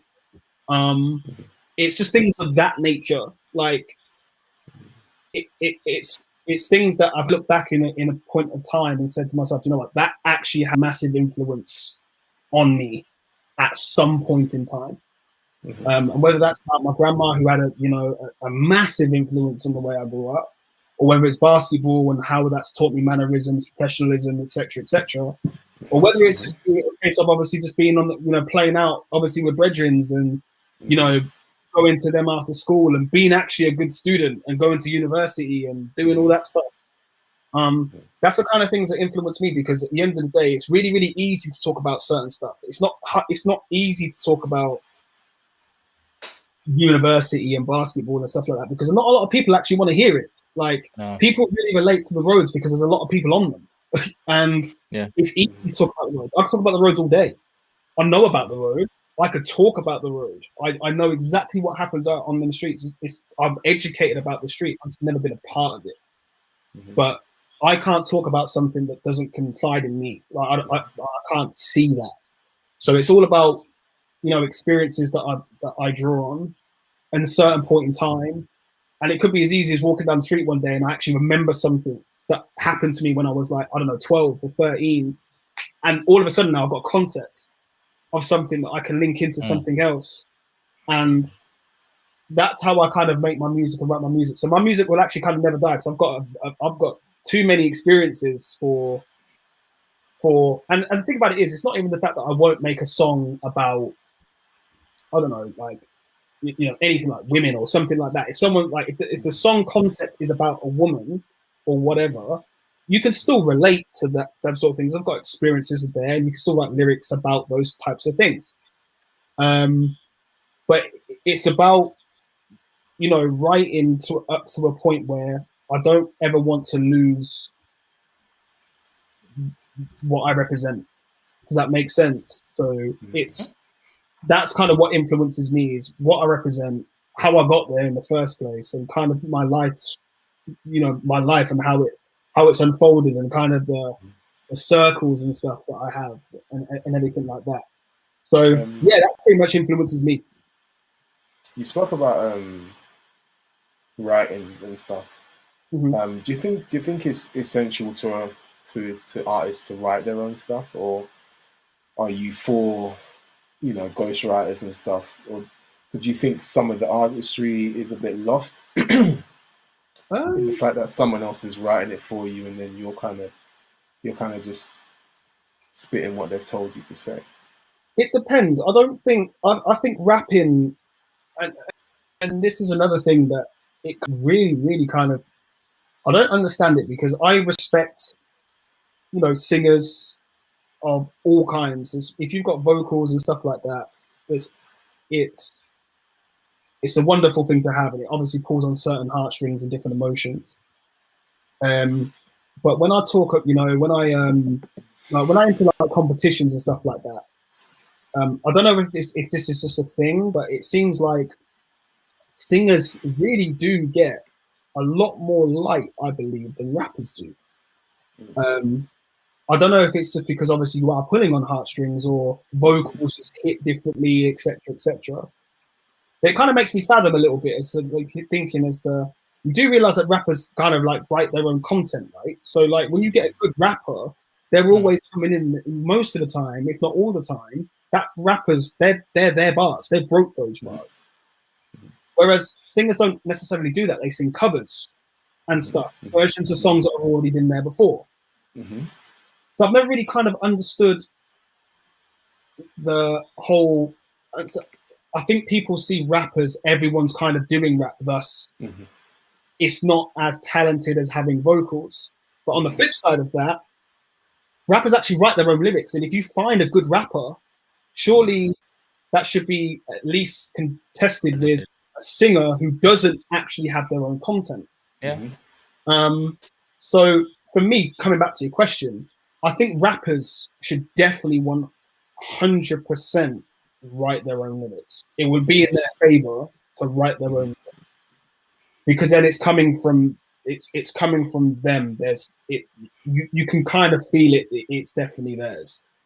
I think rappers should always do that. I know rappers obviously sometimes don't do that, but I think from my perspective, I think rappers should always do. From a singer-songwriter perspective, ghostwriting can definitely happen. I think people can write songs for people, and I think lyrically, some people are better at writing songs than others, and some people are better at singing the song that's been wrote for them than the person that's actually writing the song. Okay, top 5 rappers, go. Oh, Jesus Christ. God, what, ever. Ever. Jesus, goddamn Christ. For me, all right, cool. Biggie, Tupac. This is in order, by the way. In order? Yeah, so from actually, I'll go from 5 to 4. I'll go from 5 to 1. That'll make it easier. Jesus Christ. Oh, this is gonna hurt. This is really gonna hurt. Are you trying to figure out who to leave out? Yeah, because there's Bear. There's actually Bear. I'm gonna put, and this is gonna be weird to even put this in. I'm gonna put Kanye West at 5. Ooh, okay, that is weird. Yeah, but I'm just going off his old stuff. Like if I go back to College Dropout and Late Registration, the stuff when he was actually making really good music, that was him at his point. Finest. His finest, listen to the lyrics that he's got in there. He was. He's really spitting. He's really talking. Low key. Legit. Okay. Oh shit. Okay, cool. Kanye at 5. Kanye's at 5. Kanye's at 5, buddy. 5 people. Let's see. Let's see who's next. Let's see who's next. Numero 4. Making me sick. Numero 4. Do you know what? Yeah. Yeah. Yeah. I'm gonna put Drake at 4. Okay. I'm gonna put Drake at 4. Number 3. And the only reason I do that is because Drake makes a lot of things relevant, even to today. Like I feel like Drake's got a song for everyone. Yeah, he does. You're right. I'm not his biggest fan. I used to be a fan, but yeah. Yeah. 3. I'll speed this up as much. Nas. Yeah. Yeah, I'm gonna go with Nas. 2. Now this is a toss-up. Now this depends again on what you want, because obviously it's between Biggie and Tupac. Now for me, I'm putting Tupac at number 2, not lyrically, because I think lyrically he actually might be a little bit better than Biggie. Talking about actual bangers, like if you want a banger in your life, are you turning on Biggie? Because I know what I'm doing. I mean, the whole package, you got to go for Biggie. He just slaps. His flow, the songs he's actually made. You know, when you look back at some of the albums, obviously it's your top 5, but you know. Yeah, Hypnotize for me, like. Fam, wait, that beat slaps, bro. That beat just won't get old. What is your favorite Biggie song? Both of you. I'm going with Hypnotize. I'm gonna go with Big Papa, man. I'm not gonna. Mine Sky's the limit. I love Big Papa because I'm the sort of guy that likes to throw in a bit of a like a little bit of a slower tune towards the end of the dance, and that just You know what's so funny? That Isley Brothers song is one of the most sampled tracks of all time. You know. That's what because remember Jay-Z's song. I'm surprised, Leon, that you didn't throw Jay-Z in there though, or J. Cole. You know what? I was gonna throw in Jay-Z at some point. I mean, his top 5 is top hard for me because I actually listen to Kanye a lot more than I listen to Jay-Z. So I had to kind of throw him in there, but I'm not even going to discredit Jay-Z because I know full well that he can easily be top 3, top 2. Realistically, think about it. Yeah. But if I had to go on based on what I listened to, what I grew up listening to, you know, I mean, even fam, I've even left out 50 Cent, and for me, if I actually take, I'm not talking like lyrically, lyrical game, but Finn had a Sheer impact. bag of bro, like Sheer a lot impact. of stuff. Yeah. You know what? I was actually listening to Get Rich or Die Trying today. I was listening to The album slaps. LAPD, One of the greatest. NYPD. Yeah, one of the greatest hip hop I was albums of all time. It Like, might and not actually be- someone at me, someone I don't care. No, Like, no, Get actually, Rich or Die Trying is one of the greatest hip hop albums of all time. I don't even think there's 3 albums better than that.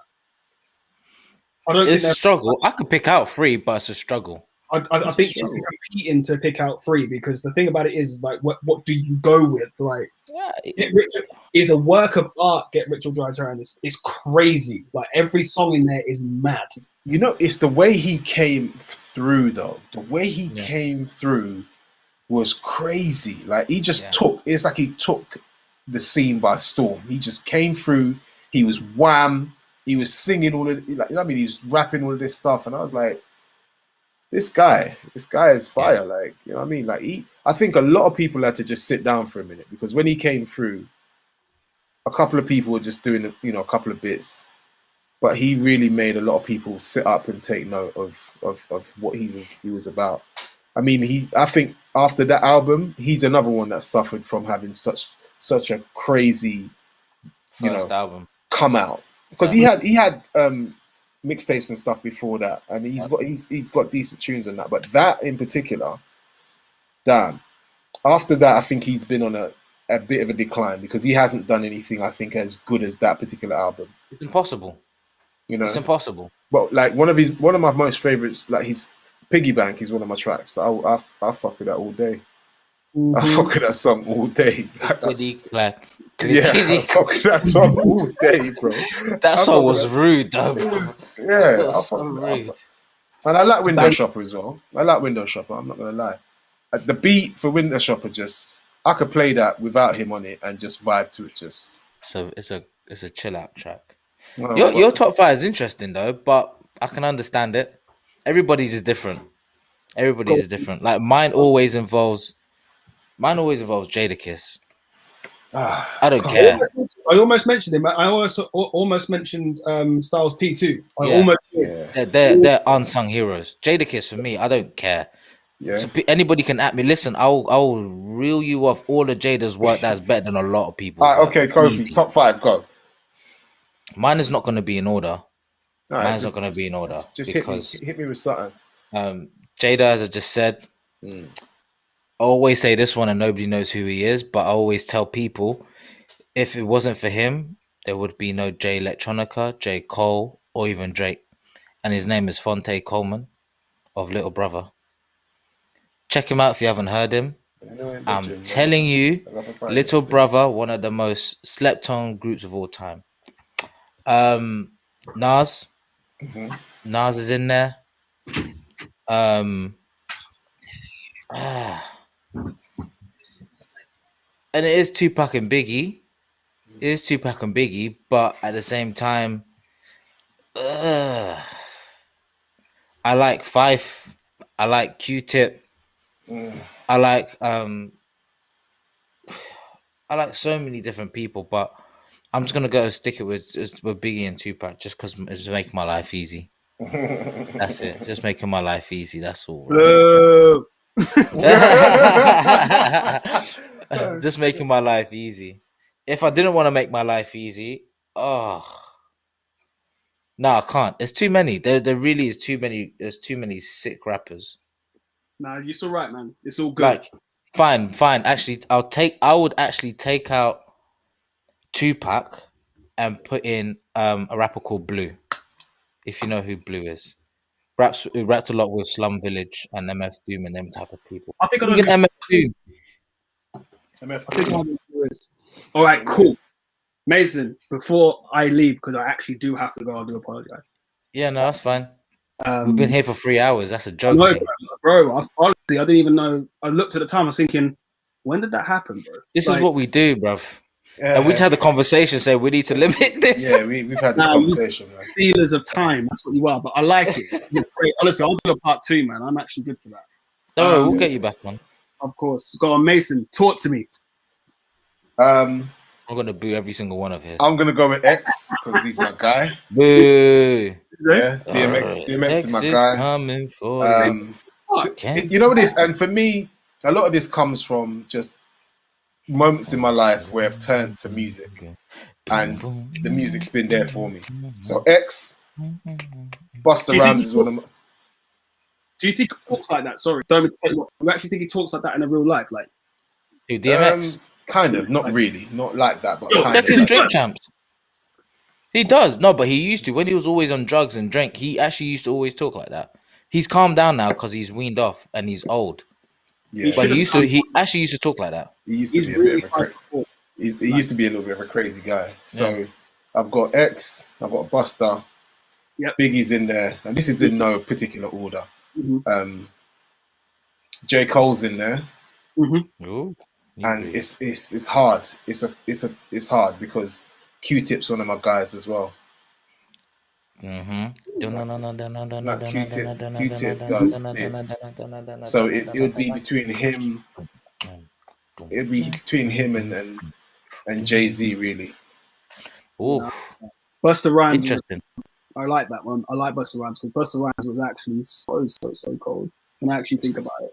I was listening to his It's a Party the other day. If you haven't heard that song, or if you haven't heard it in a while, go and check out Busta's It's a Party. Put your hands on and see, bro. There you go. The songs just keep coming. They just keep coming. Like he absolutely does bits. No, I'm gonna get a bath and listen to that song right now, bro.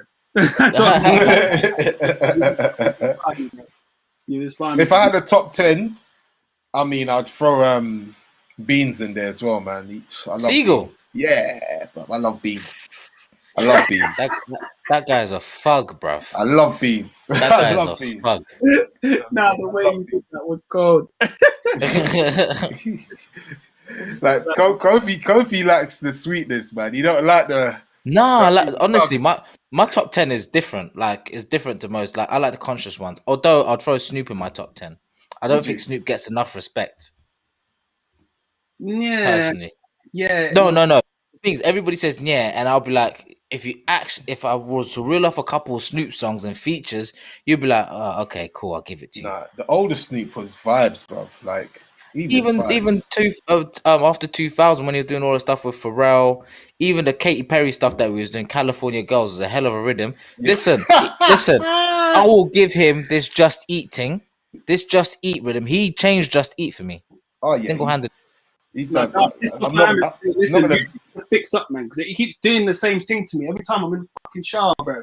Just eat. Get the liver room like a G. Exactly. The flow is too nice. Noodles and noodles. You listen to all of it as well, isn't it? 100%. On brother, I'll pull it up. Do you know what? Actually, scratch all of that. In the English rave, you're playing Just Eat as your first thing because everybody was using it. You see, this is the same guy, everyone in this chat, that said he was gonna dunk on me. Like I can't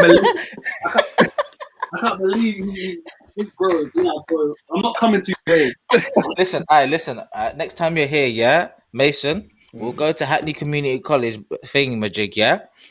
I'll just set a trampoline on like the free throw line and that, and we'll just put Lee under the rim, and it's done, innit? Done. We'll do bro, this. Listen, I am. This trampoline might even struggle. At my age, I'm not attempting to dunk on a soul.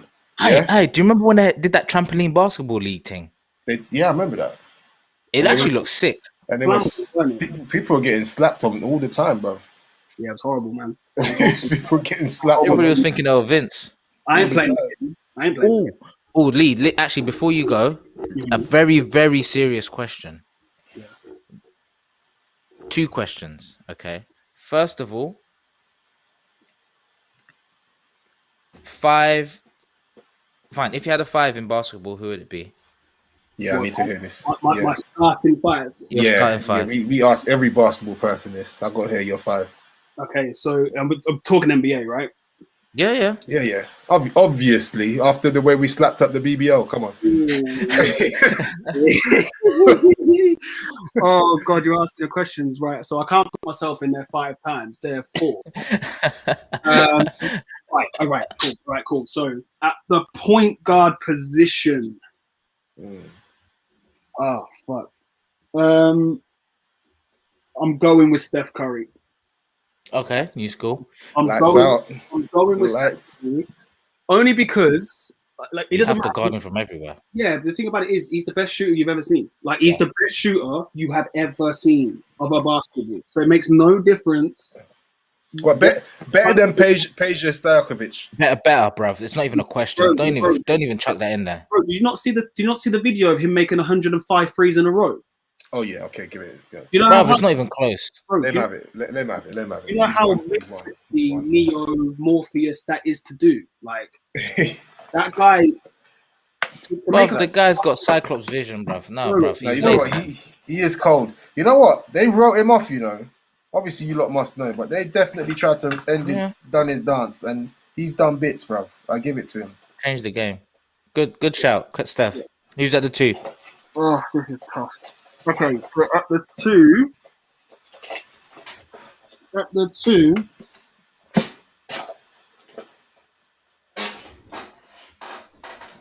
Michael Jordan. Okay. You can even be mad at that.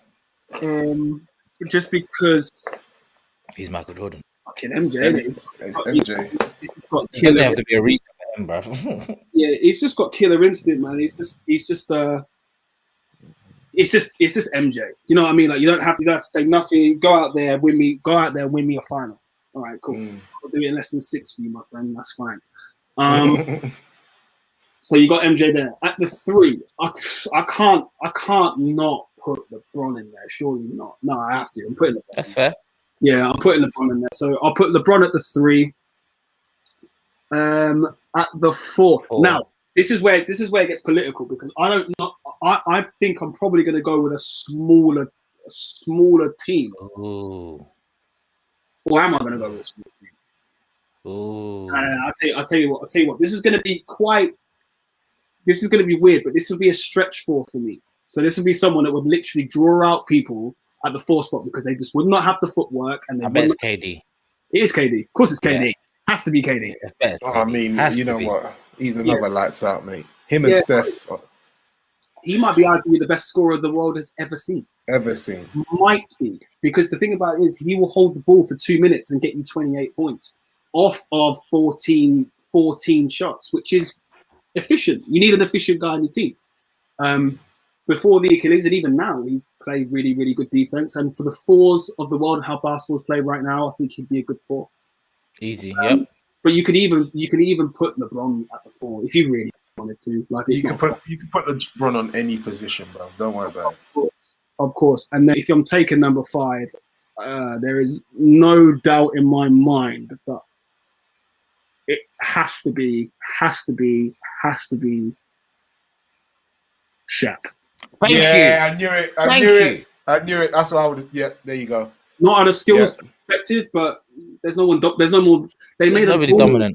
They made a ball based on Shaq. You can't beat that starting 5. I'm sorry. No. If you can name a starting 5 that's better than that, in my opinion, that gives you everything you possibly need. How would you get MJ and LeBron and KD to all play together? Bruv, everybody's asking that at Brooklyn right now. Look at Brooklyn. Brooklyn's a joke. And Steph. But Brooklyn isn't really a joke because, again, games recognize game, right? And if you look at some of the fixtures that happen right now, obviously KD's still to come back because he's slightly injured anyway. But they've said that Harden's bringing up the ball, Kyrie's going to play the off guard. Exactly what he did in Cleveland, and it's working. The only problem they have is defense. Defensively, they're too weak on the defensive side. Yeah, they have no rim protector. DeAndre Jordan's too old as well. They don't. So effectively, the 2 most ball dominant players on your squad are kind of coinciding and saying, right, for the sake of making history, let's just make this run. Like, okay, let you orchestrate. You know, I'll orchestrate the passing. And that's what Harden's doing. He's getting 12, 13 assists a game or something dumb like that. I have no idea how he's leading the league, man. That's crazy. because he's actually not that selfish. The thing about it is he has to take the shots in Houston because that's what he was given to him. He didn't really have a team around him. Now he's got KD, and he doesn't have to do that shit anymore. We know what he can do, so it doesn't matter if he gets us 35 and 10 and 12 every single game. We know you can do that. Can you go and win us a title now? Can you go and get something? And he's got a clutch in him as well. You got to give it to him. Yeah, no, they're going to be all right. I think Brooklyn are going to be all right. As much as I don't really want them to be because they've just kind of formed a super team and it's pretty shit. Who do you think is taking the league this year? Brooklyn. It's hard not to bet against them, but in a 4-game series as well. I just think I don't know, man. It's when the chips are really down is when you're really going to start seeing this stuff happen. And defensively, I just don't know if there'll be enough. If Paul George can essentially pull it out of his ass and actually start playing in the playoffs. Oh, jeez, man, forgot about Georgie, you know. Yeah, like Paul George could actually play. What happened to Georgie? Ever since that injury, he's not been the same guy, man. No, nothing. George balls out, bruv. George balls out, but does he shrinks. though? Yeah, no, he shrinks. No, Lee's right. He shrinks in the spotlight. Yeah, he called when himself, it comes to clutch time, he shrinks. He called himself playoff P and then never made it out of the first round for a long period of time, and then did what he did last year when realistically everyone was itching for that Lakers Clippers Western Conference semifinals, and they bottled it. And that wasn't all him. Let's not be getting it twisted. That wasn't all him. Kawhi had a lot to play for that as well, and they weren't up every single game. But the Clippers are dumb strong. Like, don't get it twisted. Their depth from 1 to 10 is dumb. Bear in mind, Kawhi didn't play the other day. Yeah. Paul George didn't play the other day. I think 4 of their starters were out, and they've won 3 out. They won 3 out of the last 3, and they won convincingly too. So the thing about it is that I think the Clippers really a dark horse.